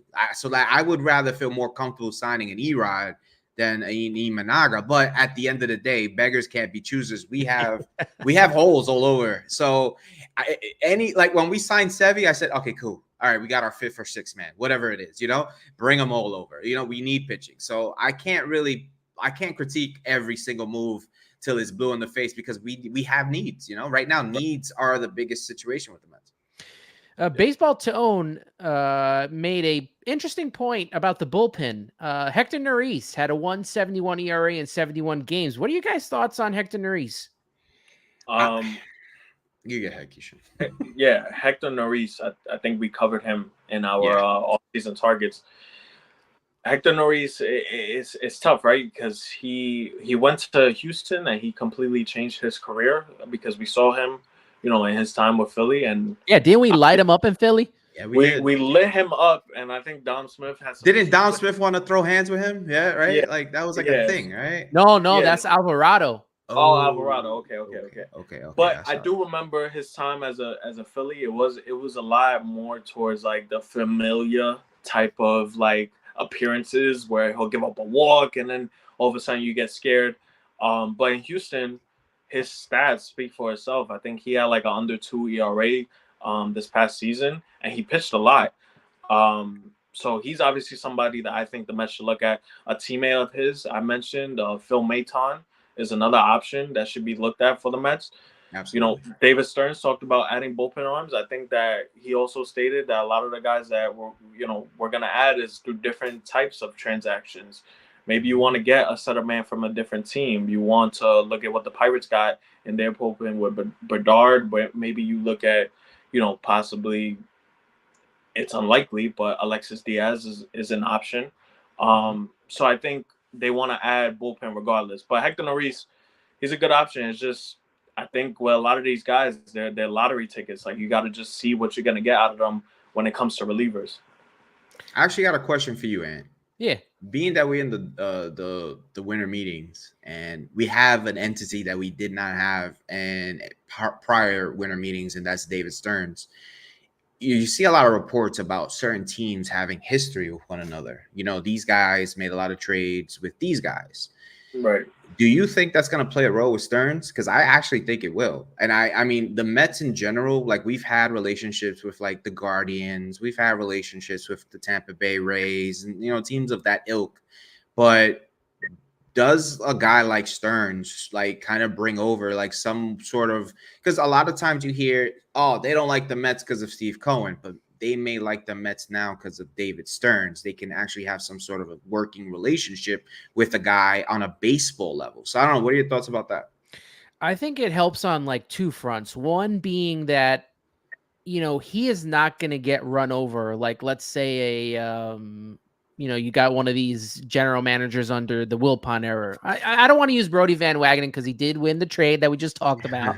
But there were some moves that he made that we look back and we're like, I think he got steamrolled on that. I don't think you're going to get that with David Stearns. I think he's going to be a guy that can hold his own, can hold his composure. And as Carlos Ramos stated, David Stearns is playing poker. He's got that poker face. So I do trust him, and I think we all should. I know there's people right now that are like already losing it because we haven't, made a big move, or we just signed Luis Severino, and got to give it time. Like no one's really, nothing is happening at the winter meetings right now. Like no one's moving. So that, along with, I do see there like teams like, I don't know if he'll be able to work with, Milwaukee. Like I don't see that being a relationship that's going to work, considering he just left there, and it was so hard to pry him away, and all the issues that we've had with Milwaukee during the Cohen era has been a problem. But I do see him playing a big part. We have an adult in the room now running the team, so it feels good to see that. Mm-hmm. I agree. I agree. I think it goes a long way. Yeah. I'm going to go through some more comments, but before we continue to do that, let's look at some of the Mets signings already. We talked about Luis Severino. He's only 29 years old, and he's been in the league for a while now. He hasn't been able to stay healthy over the last couple of years, but 1 year, $13 million for a fifth starter, for a guy who's got all the potential in the world. We've seen it in New York to begin with. So 2023, he was 4-8, 6.65 ERA, his worst season. And I was kind of like looking at some of the last games that he pitched, and it looked like he was starting to turn a corner towards the end of the season. So I'm hoping that, obviously Jeremy Hefner, the pitching lab, they can all pick up on that. He's familiar with Carlos Mendoza, so that's another positive in that. His career, 54-37 with a 3.79 ERA. What were your guys' thoughts on that signing? Because I was definitely in favor of bringing in Severino, with the caveat being that he's not the only starting pitcher that we bring in here. Absolutely. We did a video with our dad. We pretty much how to fix the Mets, and unanimously we all sat there and said it's a smart move to bring in Severino, because even after his surgery, he didn't lose any velocity. So there's something there, and hearing Adam Ottavino talk on SNY about the pitch tipping, there's definitely ways to fix that. And, I've talked to really good Yankee fan friends of mine, and they've been very upset with the coaching and, the people in the bullpen that are helping these pitchers like shed these bad habits. And they feel like a lot of their pitchers have carried some bad habits, and they weren't able to like really help these pitchers. So a change of scenery is a big deal for Luis Severino. Baby brother did mention, and I'll hand the floor over to him, that towards the end of last season, he really started to find himself. So there was something that maybe had clicked for him. I'll let Keyshawn kind of go in depth with that.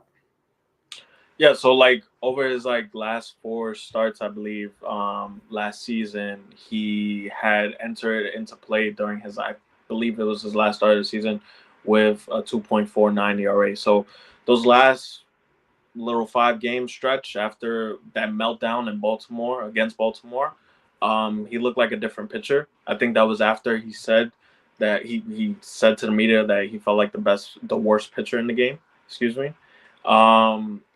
And to say that is like, we just spoke about Edwin Diaz. Yeah, we just spoke about Edwin Diaz and his mental, right? Like, for a pitcher to go up there and tell you that he feels like the worst pitcher in the game right now, like, his confidence is shot. It only made the most sense for him to leave that environment. So, for the Mets, I think this is a very low risk, high reward type of situation. We noted on our episode we did about him being a target and them signing him. This is a guy that has a lot of injuries in his history. When you talk about guys like Tyler Glasnow, Eduardo Rodriguez, some of the other guys that are in this pool of available guys, all of them have injuries or concerns that they haven't gotten injured yet. And I think that this guy just needs a new breath of fresh air. He hasn't gotten a pitch much the past 3 years. I think he's only had 29 starts in the past 3 years, given the pandemic and other injuries alike. So if you can really hone those skills that we saw in 2019, 2018, I think that this could be like a really nice get. Sort of, I hate to compare it to them, even though he's a player for them, but like Nestor Cortez was not anything special before he became a Yankee. And I guess him, refining some of his tools, helping with that. He had some injury histories before that. Them kind of helping him.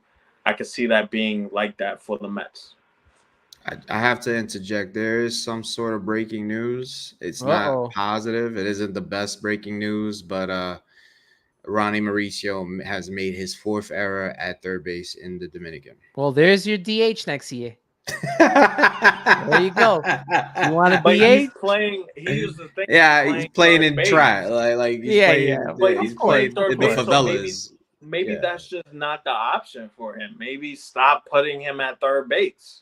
Hello. I don't know. Watching him at third and second, I felt like his range and his height was way better at second base. Yes. Yeah.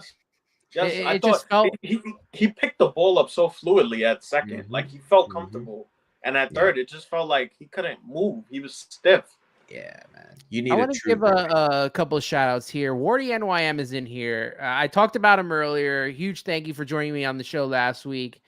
Appreciate everyone in here. That's Vinny Alonso right there. Good job with the Shea and Son boys. Man, this guy puts out so much content, and it's great stuff. He does lives. He does podcasts.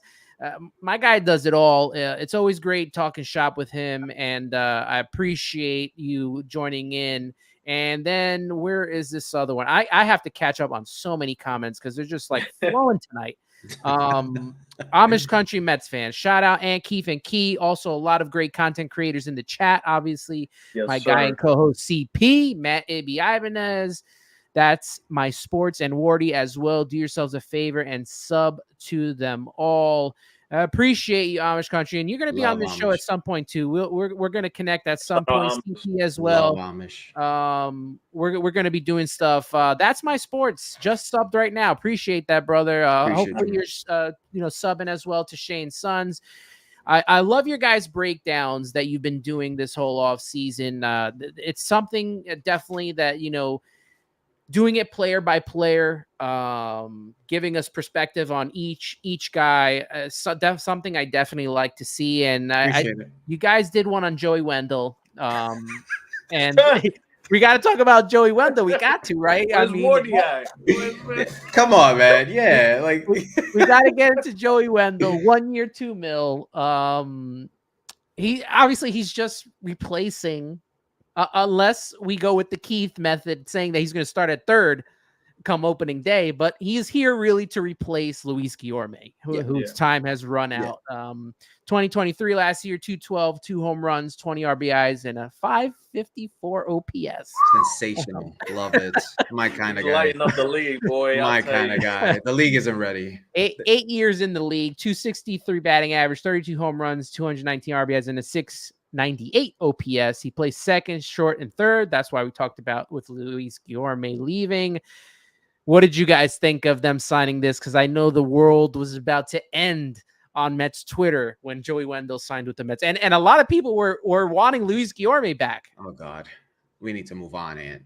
I know, like, it's nice catching baseball bats with a bare hand is like the bar for Met fans, but we need to like move past that. But Joey Wendell, who I made a promise on our podcast that I'll be referring to him as Murphy Lee. Murphy Lee is a very interesting cat in his own right. I think he is just there to make sure the locker room is buttoned up. He's going to lead by example. He's going to have his shirt all the way buttoned to like the top of his neck. He's going to have, like my clean brother shaven. said, yeah, the lunch pail is going to be there with some rimmed hat. Yeah, he's going to have milk every day. His vitamin C is going to be there. He's going to have like the little, pill like container Monday, Tuesday, Wednesday thing.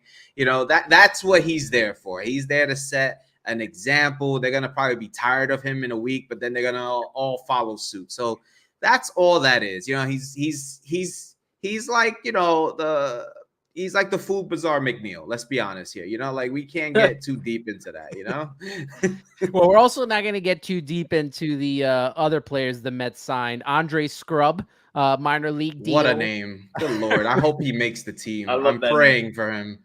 I'm relief pitcher. We got catcher Tyler Heineman claimed off waivers from the Blue Jays. You got center catcher and outfielder Cooper Hummel, who they claimed off waivers from the Mariners. Kyle Crick, who has a possibility of cracking the bullpen. He was on a minor league deal, and Austin Adams, who got a non-guaranteed split contract. I mean, they're here for depth and to be bodies. This sounds like a casting call for Buffy the Vampire Slayer of like 1998. So I mean, there's nothing to get crazy about. These are like the most generic players you can find. Like I mean, if you simulate MLB The Show past like 2025, this is the lineup you're gonna get of guys. Oh, I also feel like the Mets, like, they already know how the fans react, so they're trolling the fans with these type of signings. Throw Cooper Hummel out them today. You know what? How about Andre Scrub today? Oh my God!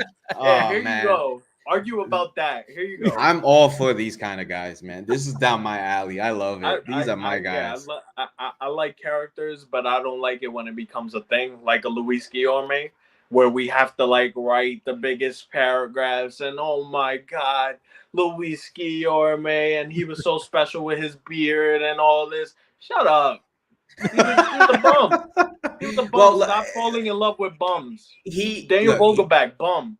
He had a moment where like you're like, man, this guy can win a utility player Gold Glove. Like there was a point like we really did like we really got the best version of him. And then for me, I have said this, I felt like he was the most, and this is with Vogelback included, he was the most in shape athlete we had on the team for a guy who's playing infield. And if he would have kept in shape, he would probably be still on this team. He probably would have performed better. And it makes the case to keep a guy like that because his glove is really good, you know, but you got to shake it up eventually. Like we really do. Like, I think all Met fans do this. We all, even us three and everyone in the chat, we romanticize too much with some of these guys. I am guilty of it. You know, I have noticed that like I have to be a lot more lenient with these guys because like one thing that I was telling the world up and down before the start of last year, I said, oh my God, wait till we get Marte back. Guess what? We did.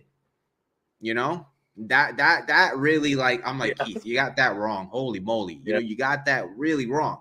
And I'm like, damn, man, like if when are we going to just have like a steady, like back-to-back years? Like, can we have like 90 wins and 88 or 88 and 80? Like, you know, let's just build that way. And we can't do that if we're like stuck so past in older regime players, you know, like I saw that sort of romanticizing with Thomas Nido over Francisco Alvarez, and it drove me like up the wall. And look, hey, Thomas Nido, good player, nice guy. I mean, you know, whatever he was, whatever, you had to move on. You know, the page turns, you know, and you gotta like, look, if we would have kept Nido and he didn't get hurt, we don't see Alvarez till like maybe June. And then what are the Mets at that point, you know? So we got 1 week worth of Gary Sanchez, and it wasn't even the good week we got of him. And he goes to San Diego and he lights it up. He had a great year over there, dude. It's such a Met thing, right? Like, doesn't that like it only happens to the Mets, man? It really does, man.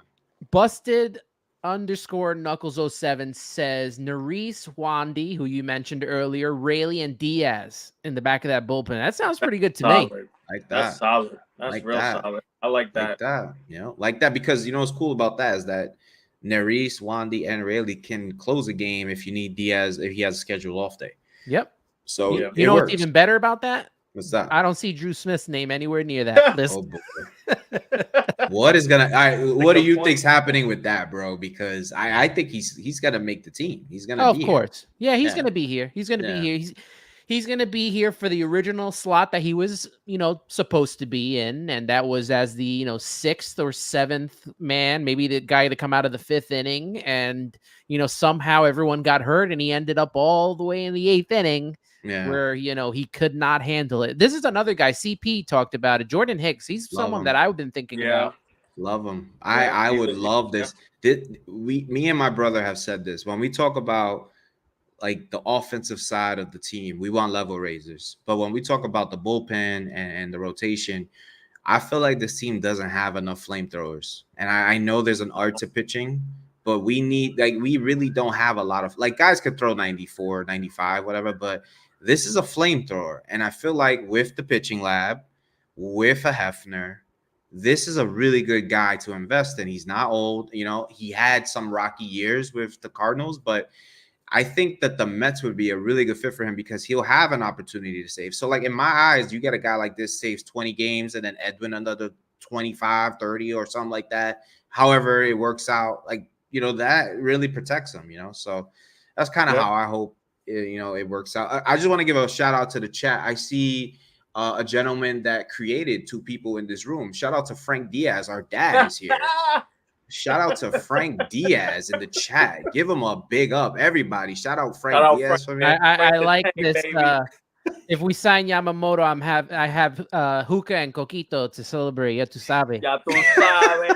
Yeah, Frank Diaz. It's that coquito season. I'm getting ready to make my own soon. So Love it. I'm all about that. I'm ready yeah. to go on that front. Where was it? MEZBX posted, and let's see if I can find it. Who has the better stuff? Since we just mentioned Jordan Hicks or Hector Neris Key, what do you think? Hicks has, I might have to lean with Hicks on that one. Hicks has raw talent that hasn't been tapped in yet. Yeah, I might have to lean towards Hicks. Part of the issue is them not knowing whether they wanted to make him a starter or not. Yeah, and I think that is what set his career back a ton. So I think that if they can just focus, if the Mets get him and they could focus on, we want you to be that setup guy, possibly like a bubble man for the closer role in the event Edwin gets injured or whatever, he could be that guy. But there's some hurdles that we got to get to and get through before we can get to that point. But the good thing about it is that I think I feel way more confident in him, assuming that role than Neris. Absolutely. I agree. I couldn't have said it any better. I agree 1,000%. Ibby says if he never caught that bat, and we're talking about Luis Guillorme, he would have been gone years ago. That is so smart because ever since he caught that bat, everybody was focused on what his routine with his shaving is, and this guy has no batting gloves, and where's he from? He speaks Spanish, but nobody knows if he's Puerto Rican, Dominican. Who is this guy? He became the most interesting man who didn't warrant it ever for the man. He'll go down as like a cult hero here, no matter what. Yeah, like people will always remember Luis Guillorme, especially off that bat. I'm dying for like DJ They're gonna Stewart. do a bad day. For if DJ Stewart catches a bat, I want to see the same energy because if this is what we're doing, but that's just too, and the love affair that DJ Stewart got. If you saw the last couple of weeks of him playing, I kind of was surprised that they tendered him the contract. Really, I mean, he fell off the face of the planet the last month of the season. Yeah, look, you know what it is, Ant? It's like when you go on a diet, everyone here has tried a diet, right? And it's like, wow, I'm doing good. And then you go out with friends or a loved one and you do something you're not supposed to do. Like you eat a sandwich or you have a drink, right? And then you notice 2 days later, you're having another sandwich and a drink. You know what I'm saying? That's what DJ Stewart was. Like we were on a diet. Everyone was doing good. Everyone was happy, and then we went back to reality. Like I can't keep that diet. Like I'm back to, same old me. So it is what it is with DJ Stewart. But I'm rooting for him. I actually think he is a nice, delightful spirit, and I like that. Absolutely. I actually do like that. He's a good dude. Yeah. And I hope he kind of, finds his way like he did last season. My only worry is he was a Buck guy all the way back to Baltimore. Oh yeah. And I hope that that doesn't carry over where now he's gonna revert back to being the player he was at the beginning of the season. I do really hope that he gets an opportunity to play well. Ibby with back-to-back bangers here. Mets fans need to evolve and aspire for more. It's time for the team to get better. No more Guillormes and Nitos. The bench mob died years ago. Yes, yeah, man. Thank you. He's right. Shout out Matt, man. Honestly, the new bench mob should be a guy. If you don't perform, you're on the bench. That's how it should be. Honestly, if Marte doesn't get his act together, enjoy the bench. Hey, look, this is a whole new regime. Honestly, it's at some point, man. Look, there were like if you looked at the postseason and you saw how many players didn't make these postseason rosters, I was dumbfounded. And if other teams can, lay down the law the right way, why can't the Mets? So it's just putting that out there. But he's right. Matt is right. Christopher telling no lies here. Everyone going to have acid reflux over Drew Smith coming into a game. I already got there, brother. Been there. I was born with acid reflux, so it's even you got worse that for me. Pepto-Bismol in the corner of your couch ready? It's been there, brother. We were born with that. We're Spanish. We got bad stomachs, man. Baseball tone, Snell, Monty, Erod. Rank them from favorite to worst. Oh my God. Okay. Holy moly. I would say favorite. I would probably say, man, I would roll with Monty, Snell, Erod. That's kind of how I would roll with it. Yeah, and Monty doesn't get enough talk too. He's pitched in New York. Yeah, that's kind of why I would put Monty first. I think Snell has better stuff than Erod, even though I do like Erod, but I would roll Monty, Snell, Erod. That's how I would put it. AB saying this pen has lacked velocity and has for years. I mean, also control. Mm-hmm. How many walks have we seen this bullpen go through, Key? Like, well, every year these guys, especially last year, they walked the ballpark, man. That was part of the issue, right? Like, all they did was get into these big pitch counts, even from the starters. Like, we're seeing guys in the first inning give up 4 or 5 runs, like completely killing the team's momentum even before the game even starts, really. And we saw a lot of uptick in pitch count and, the amount of traffic that was on the bases because guys couldn't get it together on the field or, the pitcher and the catcher couldn't get on the same page. That did happen a lot.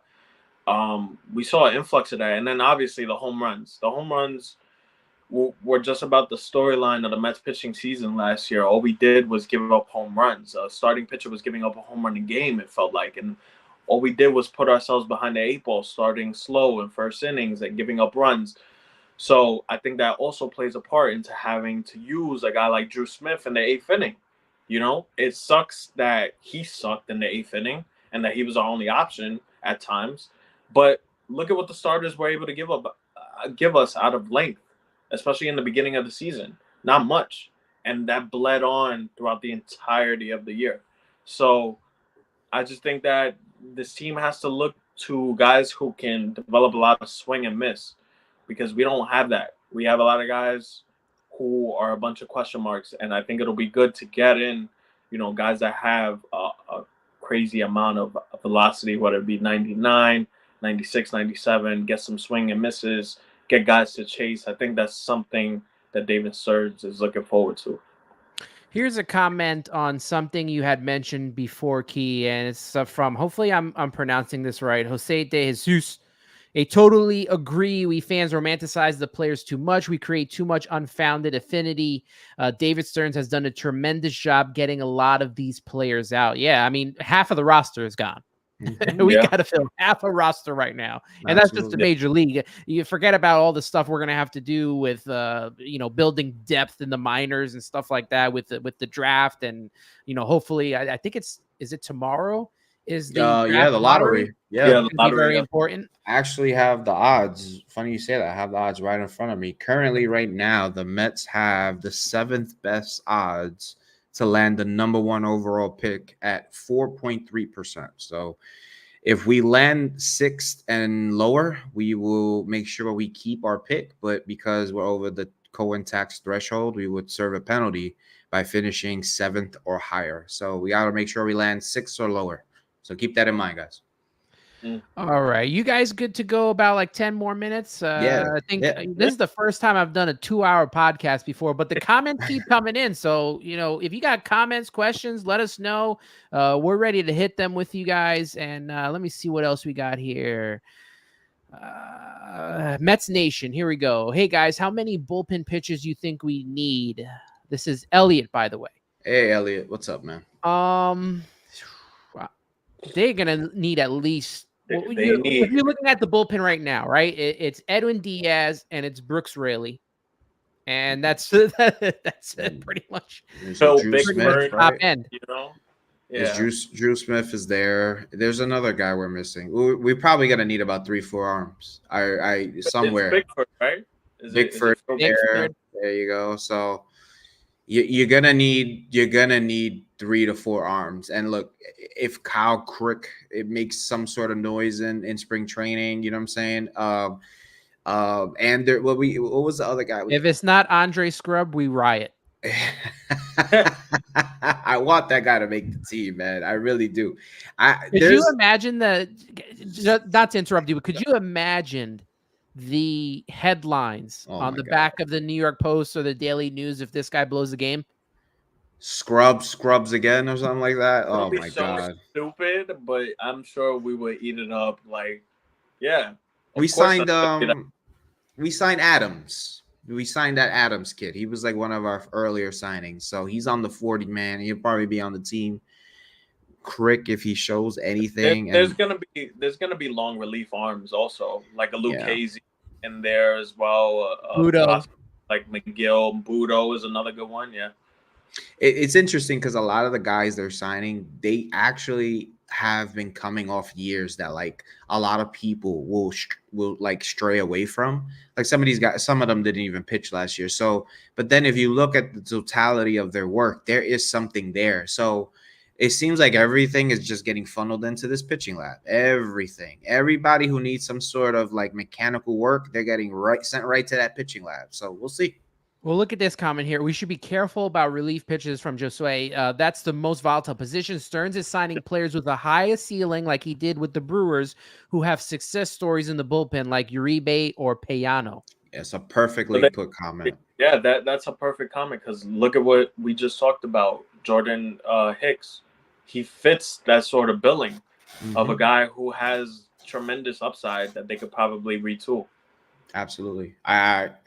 You couldn't. It's hard to have consistency from a bullpen. Right. Look at the Braves at some point. Like their bullpen kind of goes up and down. Same with the Phillies. Yeah. You know, it's really difficult. I mean, the World Series champions, they had a horrible bullpen. They just got hot at the right time. You know, their bullpen wasn't that good. Aroldis Chapman, you know, like Leclerc. And didn't they throw some of their starters in the bullpen too? Yeah. John Gray, Andrew Haney, John Gray. You know, that's another point that my brother did bring to my attention. He did say earlier here is like when you have those swingmans, like that is the new in vogue thing now. You guys got starters who can come in 2-3 innings, when it's a bullpen game. It really, really goes a long way. So that's why, like, I have Yariel Rodriguez so far high up my personal list because he can do all that. He's closed games, he started games, so a team like the Mets who have this void, like staring you right in the face, go get guys like that, Look, with guys going 5 innings max now, that swingman spot is probably going to become one of the most important spots in baseball. It's your new backup. It's the backup quarterback of Major League Baseball. That's what it is. Yep. I'm going to throw 2 comments in together here. And Frankie says, let's go out and get Randy Rosarena. MEasyBX says, though, I wish the Mets would call the White Sox about Luis Robert Jr. Which one of those 2 guys would you prefer, Robert Jr. or Rosarena? Look, you're talking about 2 studs. Luis Robert Jr., to me, he transitions to a 5-tool player. If he's healthy, he's the closest 5-tool player you'll find in center field since like Trout. And that's high praise, but he checks off all the boxes. He runs, he catches, defense, throws the ball well, hits for power, can hit for average. That guy to me is a specimen. You keep him healthy, you're getting an amazing year. I'm dying for him to get traded out of that team, but he's under one of the most team-friendly deals in all of baseball for the production he's going to put out there. So he's going to cost an arm and a leg. A lot of the kids that we all love near and dear that we hope and pray for them to be a success story, they would be sent to Chicago immediately for a guy like that. With Randy, he does have a few more years of control, but the thing about him, what it entices me mostly about Randy Arozarena is because Randy Arozarena is a moment guy. Randy Arozarena loves the moment. That is a guy who thrives in high leverage at bats. We saw it for Tampa Bay. We saw it for Team Mexico. This is a guy, yeah, he's not Luis Robert Jr., I get it, but he'll cost a little bit less, and he'll bring the fire that Met fans have been dying for. And he is a very solid outfielder. That's another thing. He'll check off a lot more boxes than most people think. He's never really had a career OPS over like 800 or anything like that. But there will be games where the Mets need a huge at bat from one guy. That's a guy you go to. He can pick up a Lindor when Lindor's struggling. He could protect if you want to do the switching of the lineup, like we talked about, and switching of the lineup. He can back up Pete. You know what I'm saying? Because you got to respect his bat. Randy's proven in this league. So, and I love the fact that Randy Arozarena, like, he has he's such a character. You know, like he does these things that like you just want to root for him. You know, he has the swagger. You know, and that's something about New York we need. You know, you need that in this city, you know? So I would lean towards Randy, but the better player is Luis Robert Jr. He's the better prospect, in my opinion. Now, I'm trying to siphon through some of these before we wrap up here. And Ibby's putting that it appears that Eric Fetty is coming down to a decision between the White Sox, or is it Fetty? I don't know if it's Fetty, White Sox and the Mets per source. The deal is expected to be in the 2-year, $10 million range, could be finalized by Tuesday. I assume that this is depth, more depth that we're talking about with Eric Fetty. I pray to God this is not a real thing. I pray. I can't contradict myself, but I know he had a really nice year overseas, but I know who Eric Fetty is, and it's not happening here. It's just not. I don't know. That's like Jared Eichel pitching a 20 game season in Japan. Like, but then like I know there's gonna be some people who's like, oh well, he did it in another league, you know, in the same league where a lot of major league talent is coming from. We know who Eric Fetty is in the MLB. We don't need to see it on the New York Mets roster. I'm sorry, and there shouldn't really be any reason why he's the most talked about commodity. And it's only because everybody's sleeping at the winter meetings. Everybody's, they're all asleep. I think they're waiting. They're waiting for the names and stuff. Yeah, tweeted something out about somebody falling asleep at the winter meeting. So nothing's going on. So Eric Fetty is the guy, I guess. The thing about this is that like I understand David Stearns is a Met fan at heart, and I know he has to be a president now. He has to move the fandom aside. This move right here, either he knows something no one else knows, or it's more fan driven. Because I just don't know what would Eric Fetty be here? Like what, $10 million? We need arms. Just said we need an arm, so you know they could have my arm if that's the case. You know what I'm saying? Like pick one, left or right. I don't know. I just think that you're just making your life a lot harder at this point. Honestly, like. Yeah. I don't want to be the Debbie Downer, but there's a lot of interesting stories about players that go overseas. There a lot of guys find themselves. That doesn't mean you come back and you're gonna be able to withstand 162 games here in big markets. I don't know, man. I don't know. That one I'm not with, honestly. Yeah, that's a hard sell to a fan base. Luis Severino and Eric Fetty. Here you go. Silver platter. That's money. That's money. I don't think the Mets should be putting in that sort of like player. Like, yeah. I don't know, man. If we're signing a guy, I'm sorry, but if we're signing a guy like this, I mean, it has to be for the swingman role we're talking about. That's the only thing I can think of. It's like where are we tiering him? Is he with Severino 4 or 5? Is he with McGill and Budo and possibly bullpen swingman, like you mentioned? Where are we putting him? Because I'll tell you one thing: if they don't get, these are the 2 starting pitchers they get in the hopes that Yamamoto is the big get, and they don't land Yamamoto, we have bigger problems on our hands. And the fan base is one of them. Huge, very bad. As soon as he signs, they're going to hate this move immediately. I don't like that we're even linked to this. This is not something. The problem that I have with this, bro, is that you can't tell the fan base you're dying to be here. You can't do that, and then you go sign Eric Fetty.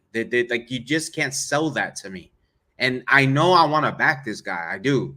I like what he's done so far. It's stuff that I wouldn't think of, because I really want a guy here who can probably bring a real good ball club together. But $10 million for Lance Lynn is crazy. $10 million for Eric Fetty, who's coming from Korea, that's even more crazy. So I don't know. Maybe they're using the Mets as like leverage. Maybe his agent is saying they've been talking with the Mets. I'm trying to see the reports as we talk right now. I don't see an actual like report saying that the Mets are willing to give Eric Fetty this sort of money. Oh, here we go. Mark Feinstein. It appears it is real. Jesus Christ. Eric Fetty. It appears Eric Fetty's decision is coming down to the White Sox and Mets per source. A deal expected to be in the 2-year, $10 million range could be finalized Tuesday. If he knows what's best for him and he knows this fan base, he goes right on down to Chicago. That's crazy. That's so crazy. We were here around this time last year. I remember me and Keith, we were wondering who the Mets were going to sign. We were contemplating how they're going to build like a championship roster. And all of a sudden, like, Carlos Correa became an option. And we were all thrilled about that. And now look, Eric Fetty. Look at that. Like, what's the point? What's the point of having Steve Cohen here, bro? Well, what about wait a minute. Eric Fetty. 2 years for $10 million, so $5 million a year. That's is fine. that for a starting pitcher, for a reliever? I guess that makes sense. Chris Torres, maybe this makes sense. They're gearing up for a 6-man rotation. Either that or they're gearing up for like an empty ballpark. I mean, that doesn't make much sense if you got McGill already on the roster and Budo. I'd rather McGill and Budo than this guy. Yeah, and I don't like him. Money. Yeah, I'm not a McGill guy. I damn sure not like McGill guy. I like Budo. Like, why? $10 million? That's bad money. That's bad money. Yeah. Look, I had the ticket package last year. It was the Saturday games and some weekday games. I got the same thing this year. This is who I got to see pitch every week: Carlos Carrasco, Tyler McGill, and David Peterson. Gasenga maybe once or twice. Every other game was those guys and Jose Budo. And I'm like, I'm not going to complain about this now, but if next year they do this stuff again, I can't justify paying for a ticket package to see Jose Budo all season. No way. No offense to him, but like Tyler McGill. No, but like my brother said this, Keyshawn, you said this the other day.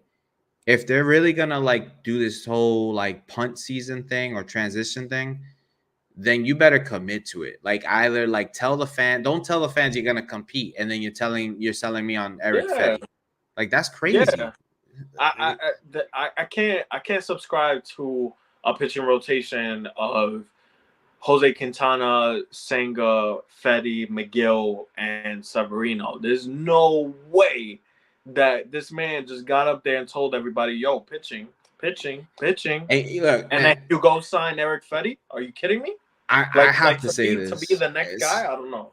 I have to say this, and I don't mean to be this negative, but as content creators, yourself, me, my brother, Wardies of the world, Amishes of the world, I'm not trying to spin a narrative or anything, but like, this is not good for the Mets, guys. I'm sorry. We can't. There's going to be some people out there that could spin that, and I know we have to see it, but $10 million, I understand it's broken into 2 years, but that's crazy, guys. You think He's Eric got to Fetty, be coming out of the bullpen or something. God bless him in Atlanta. That's a bullpen. That's a bullpen contract. That's what it's is a bullpen contract to me. Imagine unless he's going to be Trevor Williams, but like you said, just let Tyler McGill do that. Yeah, I get we have a need for the arm situation, but like, I don't know, man. If this guy goes to Philadelphia or Atlanta, I'm just saying, guys, let's be real here, guys. Those are def lineups. And Eric Fetty right there in front of them. This is, I don't know, man. Godfather Tank is so upset about this. He wants to know if you're opening up a Twitter space. No, absolutely not. Go you know hug how your dangerous that's going to be tonight. Oh my God. If Bobby hasn't opened up a Twitter space already, He has a right to be upset with this. I gotta give him that. Yeah. You know. Oh, there's a lot of disagreements. This is not one of them. Eric Fetty should not be applauded as a move for the Mets. No, not at all whatsoever. Jeez. Keith, Carlos showing you some love. Key wins the best background trophy, sneaker cases, and Nike boxes wins it for him. Oh my God. All right, I have this as the background. So, but yeah, I'll give it a key for right now. How about Ibby in here? I'm gonna start an Eric Fetty movement to match the Rich Hill movement. Oh, I like that. You know what? You know what? No good deed goes unpunished. Everyone who slandered my Rich Hill train, you're gonna wish I was right on that when you see Eric Fetty in Citi Field. Bring me back the mountain. Bring back the mountain. Instead of the mountain, is it the Fetty Wops? Oh my God! Oh, that's what it should be. Oh no! You know what? Now I'm a Fetty Wap. Fetty Wap. We need T-shirts for that. That's for dang sure. Someone make that T-shirt right now. The Fetty Wap. Oh, I'm a Fetty Wap. Let's go, Eric Fetty. Wait, baby. we need a corner by the bullpen, just like they have the judges' chamber. We'll have that little Fetty Wops, the little corner. 1738. That should be his number. 17 or 38. Oh, yeah, wherever that section is in the park, boom, that's the Fetty Wap section. Oh my God, wow. Busted Knuckles says, bro, Kalenic is gonna rip Fetty. Yeah, he is. Bro, Lord, he is, man. Wow, man, this is crazy. Where have we gone? We used to be a good country, we used to be an established. We used to be a very respected. America used to be a great place, and now we're talking about Eric Fetty to the New York Mets. Dude, 2 years ago we won 101 games. Here we are, Eric Fetty and Andre Scrub. Life it's a new world, baby. Yeah, life comes too fast when you're a Mets. You know what though? They should ask David Stearns, what did you see in him? And I just want to hear him. There's got to be something. There has to be something. Or like that. It was the answer he gave today. They asked him, "Oh, so what have you been doing? Have you been over here?" Just hanging out, just chilling. Yeah, I got my dream job. I'm having fun. I'm in charge of the team I love. So I feel like he gets a rise out of hearing the media. Playing with them. Definitely, so Eric Fetty is a part of that. Who knows? He's definitely oh man. Anthony, I was gonna tell you earlier, we're gonna go to sleep and wake up to a signing. If this is it, wow. Wow, man. Only two teams are after him: the Mets and the White Sox. Two teams. The Mets and the White reel that in? The Mets and the White Sox, not even the good Chicago and New York teams, right? You got to pick the Mets and the White Sox. There's no way we're doing a video on Eric Fetty, Keyshawn. We're not. No, you have to. You have to stick to it. I need to see the MLB The Show. That's coming. That's coming. Wow, that actually has been popping off. I did that just out of pure slander, but people like it. So no, man, those are legit. You got to keep doing those. Josue says Jose Buda should be considered a bullpen arm. Great fastball velocity and one of the best changeups in the minor leagues, but doesn't have the stamina or the stuff to face a lineup twice. Too predictable. I agree with that. I agree 1,000% with that. That's a very good point. I agree 1,000%. I actually watched a Budo game live, and I thought those same thoughts actually. So he's reading the same mind as me. He's got some that you can work with. I saw his start against Tampa when he first came up last year around the time. He didn't pitch too bad. But he's facing the Tampa Bay Rays. They were on fire at the time too. Yeah, they were on fire at the time. I think in 2022 he had a start against the Phillies.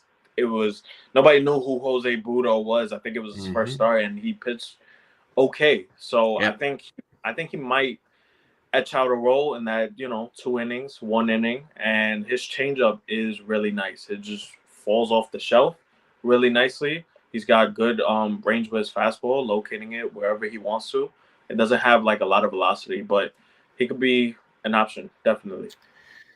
Ibby says 1738 signs for Fetty. That's funny. That's his whip, bro. That's his whip. Just put a dot right after the 1. That's his whip. Oh my God. Batting average against 1738. Damn, and look at Ant's face. Ant's tight, bro. Ant's not. It's tough. And is pissed Man, off. I don't blame you, Ant. Not He one don't want to bit. show it, poor guy. Oh man, it's all right, In the brother. middle of a We in this podcast, together. you gotta talk You know about what it Eric is? Petty. You think about where these guys, like where the front office puts this money, and it's like, do I put 2 years, 10 mil into Fetty, or do I add that 10 mil to a contract that I could give Eduardo Rodriguez or Jordan Montgomery? Like, sometimes you got to make some of these contracts worth it. And sometimes they're not. Sometimes it'll fail on you, but dang, man, Eric Fetty right now, like you gotta give us something. It's tough, right? Because this is the same team that gave Starlin Marte like 3 years, $17.5 million a season, and then they gave Mark Canna like 2 years, $12 million, and Eduardo Escobar 2 years. So it's like even the smaller signings were overpaying. I think that's part of the issue here. Like he's $5 million, but he's a bum. What do we need him for, right? Like we just talked about it. Yeah, but we're also like, if they're gonna do this nonsense where we're gonna like not commit to this year and just see what the kids have and try to go to 2025, you cannot tell me that in 2025 over 1 year we're gonna just turn it around with guys like that on the roster. That doesn't make any sense. Like, isn't this like bringing back Chris Flexen? yeah, like Yeah. Honestly, the only guy that went over across seas that is probably worth signing, and it's a controversial name, is probably Trevor Bauer. He pitched here, had to leave, pitched in in Japan, or did he pitch in Japan or did he pitch in Korea? No, Korea. Japan. Oh, No, Japan? it was Japan. It's one of them. It's definitely one of them. Okay. I'm sure it's one. I think it was Japan, but yeah. But he's the only one that can legit. Now, I'm not saying I want him, but if that's the route you're going, that's the kind of pitcher that you want. You want a guy who's already done it here. Like, what has Eric Fetty done? Didn't Merrill? I think somebody put in the chat. Merrill Kelly went overseas, came back, something like that. Like that's a. I mean, man, you could do that in Arizona. This is New York City, man. I mean, Carlos says it perfectly. When it's us and the White Sox, that says it all. Something that does concern me before we wrap up here, something that concerns me, I don't want to be that guy to get on Stearns this early on, and I'm not going to, but like, in the back of your mind, are you like, could this be another Chaim Bloom situation in Boston? Like a guy that was so highly regarded and was the next big thing in, Tampa for all the work that he did in Tampa, goes to a big market in Boston, but is trying to bring that mentality of how to bring in players there where, in Boston and New York, you can't get away with that for too long. And I'm not going to put that on David Stearns right now, but like, if we see through this offseason and if they don't get Yamamoto and if they don't follow that up with getting like a, we're going to say Erod or Montgomery, and maybe they sign Lucas Giolito or something like that. Like, it does, flicker a little bit in your head. Yeah, at some point. I mean, I have to. I don't want to do this to you, but you've noticed there's been a sort of a step back with Steve Cohen. There's been a significant, like, I'm stepping a little bit back from this. I'm letting Stearns do what he needs to do, and I guess we'll reevaluate when the time comes. I mean, Steve Cohen was not there to welcome the manager. He wasn't there at the press conference. He put out a statement, which is nice, but this is the 25th manager of the organization. I would expect you to be there. You own the team.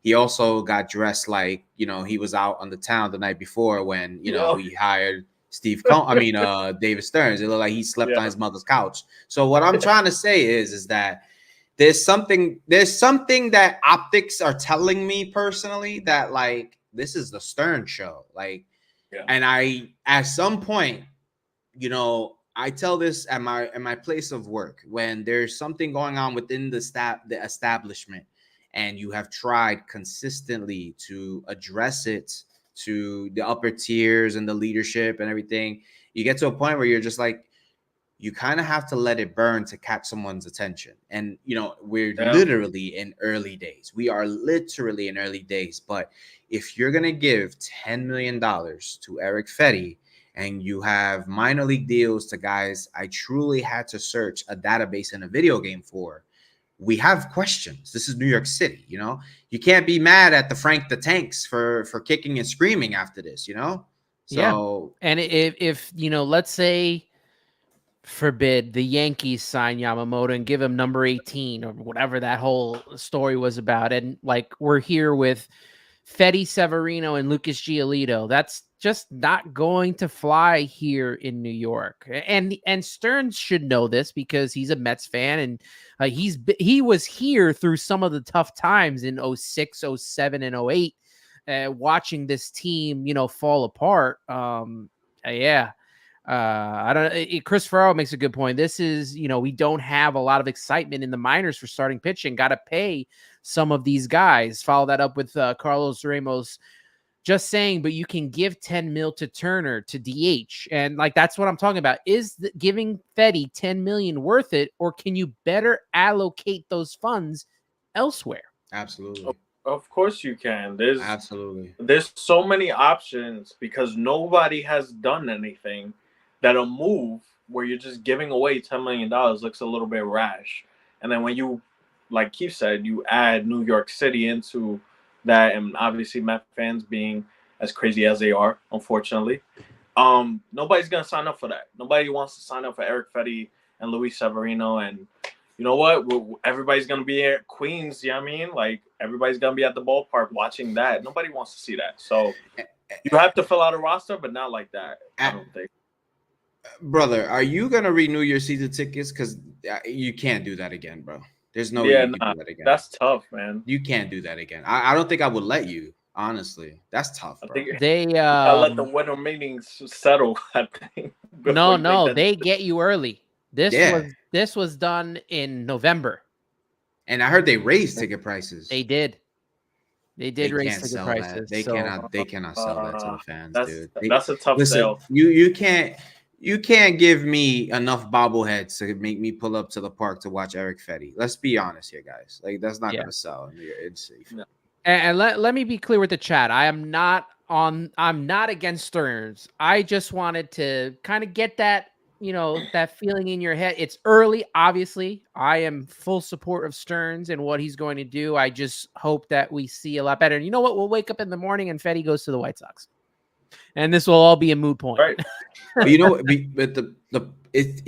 I hate to do this, but it's not that though. It's not even if you go. The fact that we are a finalist for him. That's the problem here Eric for me. Fetty, a finalist. To me, that is the more alarming factor. We are a finalist for this man's service to requirements. Like, wow, this is where we're heading, guys. So we're gonna end on what Ibby says right here. To borrow what my brother said earlier in the show, tranquilo, man. Tranquilo, yes, sir. Keith Kee, gentlemen, it was an absolute pleasure having you on for the first live. Yeah, I was only planning on doing this for like an hour. We are at 2:17, gentlemen. Yeah. We had a fun time. I had a fun time, man. I had a great time. Yeah, we're going to definitely do this again at some point for sure. We have had between 40, 45 people consistently in here the entire night. Good people. The chat was off and running. Great show. As Chris Ferraro says, good show, guys. Appreciate it. Let everyone know what you're working on and how they can reach you on social media. Yeah, look, we're definitely going to do a recap of this first week of the winter meetings. We are planning to, drop any video of anybody we sign. Unfortunately, it's looking like we may do a video we don't want to do, but yeah, this is what we're doing. We actually have a cool project in the wind because, we're different. We're planning to bring out the 25 worst moments in Mets history, so stay tuned to that. Just in time for Fetty Wap. Just in time. Where is Fetty Wap going to fit in that top Fetty Wap will find a way on that list, I'll tell you that much. But we want to do that to get a kick out of it, and we feel like Met fans kind of need a laugh because we have our reservations about things. But we're gonna be on. We're dropping most of our content on Twitter and YouTube. You can find us at Shea and Sons. You can find me on my social. I am kicking it with Keith. My brother is Key_bully19. We are truly like tweeting just fun, like satire. Please don't take anything we tweet seriously. We are literally here for a laugh. But it's rough sometimes in Metland. Yeah. And Anthony knows that better than us. So, but shout out to you, and appreciate you bringing me and my brother on. Me and my brother, like we went. It's gonna be a year that we've done like social media stuff coming in March, and it's so fun to do this with my sibling. You know, that's the beauty. It's the only reason why I'm really doing it, and watching him come out of his like like shell and seeing him talk to people about sports, like I encourage him to do this, so it makes me want to do it with him even more. And I see what you guys do, the Wardies of the world, Mets Till I Die, all the Amish, it's so fun, like, because there's not a lot of baseball fans anymore, and then when you talk real baseball with real baseball fans, it gets the juices flowing again. So shout out to everybody trying to put out baseball content. The sport needs good people out there. So shout out to everybody. But yeah, baby brother, the floor is yours. Yeah, thank you guys for tuning in. Obviously, and thank you for having us. Obviously, we hope to have you on our podcast. Yeah. Talk about all the Eric Fetty 1738s we want. We can compare guys to whoever. That title's got to be Fetty Wap featuring Subway To Shea. Okay. I like that. Oh, man. So yeah, thank you guys. Appreciate it. Obviously, guys like, Ant here kind of opened, a way for us to get our foot wet and to, bring a sort of content that I think is needed throughout the entire baseball community, let alone the Mets community. And there are a lot of really, really good, especially in the chat tonight, really good, content creators out there as well who are aspiring to do the same thing. So shouts out to them. Shouts out to everybody. Shouts out to the Mets. And shouts out David Stearns. We about to see what's about to happen, right? We definitely are. And, talking about like the content creators, I got to go back to the beginning, and I keep mentioning it, but you guys definitely have to go to the QBC at least once. As fun as it was, meeting Terry Collins and Cliff Floyd and Billy Wagner, I'm walking around and I'm talking with, Hector. I got to meet Hector. I'm hanging out with Ibby and John from Timas to His Part and a whole bunch of other Chris Ferrer, who's in the chat today too. And that was probably the best part for me, was getting to chat with other content creators and Met fans. And, just we're really a part of this big community together. And, we're a suffering community because of the Mets, but the interactions that we have with each other doing this podcast today, it just like tranquilo, man. It just makes everybody, everybody feel better, I like that a lot. Yeah. No, yeah. I mean, shout out to everyone who inherited the Mets to their father too, because we blame our father. We blame him. No, we're blaming him now as we leave, because this stress is your fault. Yeah, we're stressing Eric Fetty because of Frank Diaz. No one else. Okay. So this is your fault, father. Just letting you know that. Unbelievable. Top 25 list is all because of PTSD. Frank Diaz. From Frank Diaz. So yeah. Well, let me bring back his quote real quick. He said, "We signed this Fetty, and I'm gonna need freaking beer, bros." Yeah, we'll pop a beer with him. We'll you know what, Anthony? We got a whole Met room. You're coming to the Met room. We'll invite you over, brother. Let's do it. Ivy says Mets community is growing. Plenty of great people. Shea and Sons is gonna go on till Mets do his part at some point. So that's nice to see. Thank you. Chris Ferraro saying, "Amen." And I have no friends really that are Mets fans. It was nice talking with you and other fans at the QBC. That's my sports says. I blame my dad every day for the curse of being a Mets fan. Yes, that's the way to go. That's the blame dad, man. It's all because of dad. This happens to a lot of people, including Joe from Clark, because he mentions it all the time on Spaces. But Chris says, my dad is a Yankees fan. I should have been smarter. Okay. And to end on it, Mr. Delight for you. Let's go Mets. Keith, Key, Shea and Sons podcast. Make sure you're following. Make sure you're subscribing. Hit the like button on this video. Subscribe to all of our pages, YouTube, podcast, be all in it. As I wrap up here, you can follow Subway to Shea on X, Instagram, and TikTok. Listen on Apple Podcasts and Spotify. Turn on your notifications for all of us. That's how you get all the content and the info. Make sure you're a part of that. Being on YouTube has been a lot of fun. This is the first live, hopefully not the last. Definitely not the last with Shea and Sons. We're going to do this again for sure to talk about Eric Fetty for 3 hours when he officially signed. Don't forget to follow my work for Rising Apple. Rising Apple's New York Mets site on the Fansided Network. You can read my articles by going to risingapple.com. Make sure to follow Rising Apple on X at Rising Apple Blog and Fansided Network at Fansided. Thank you, everyone, for tuning into the chat, for watching. Appreciate you all. This has been a whole lot of fun. Enjoy your evening. Get some sleep. And don't worry about Eric Fetty. This has been Subway to Shea, Shea and Sons, doing our first live. Appreciate you all from the winter meetings. Everyone have a good night, and let's go Mets.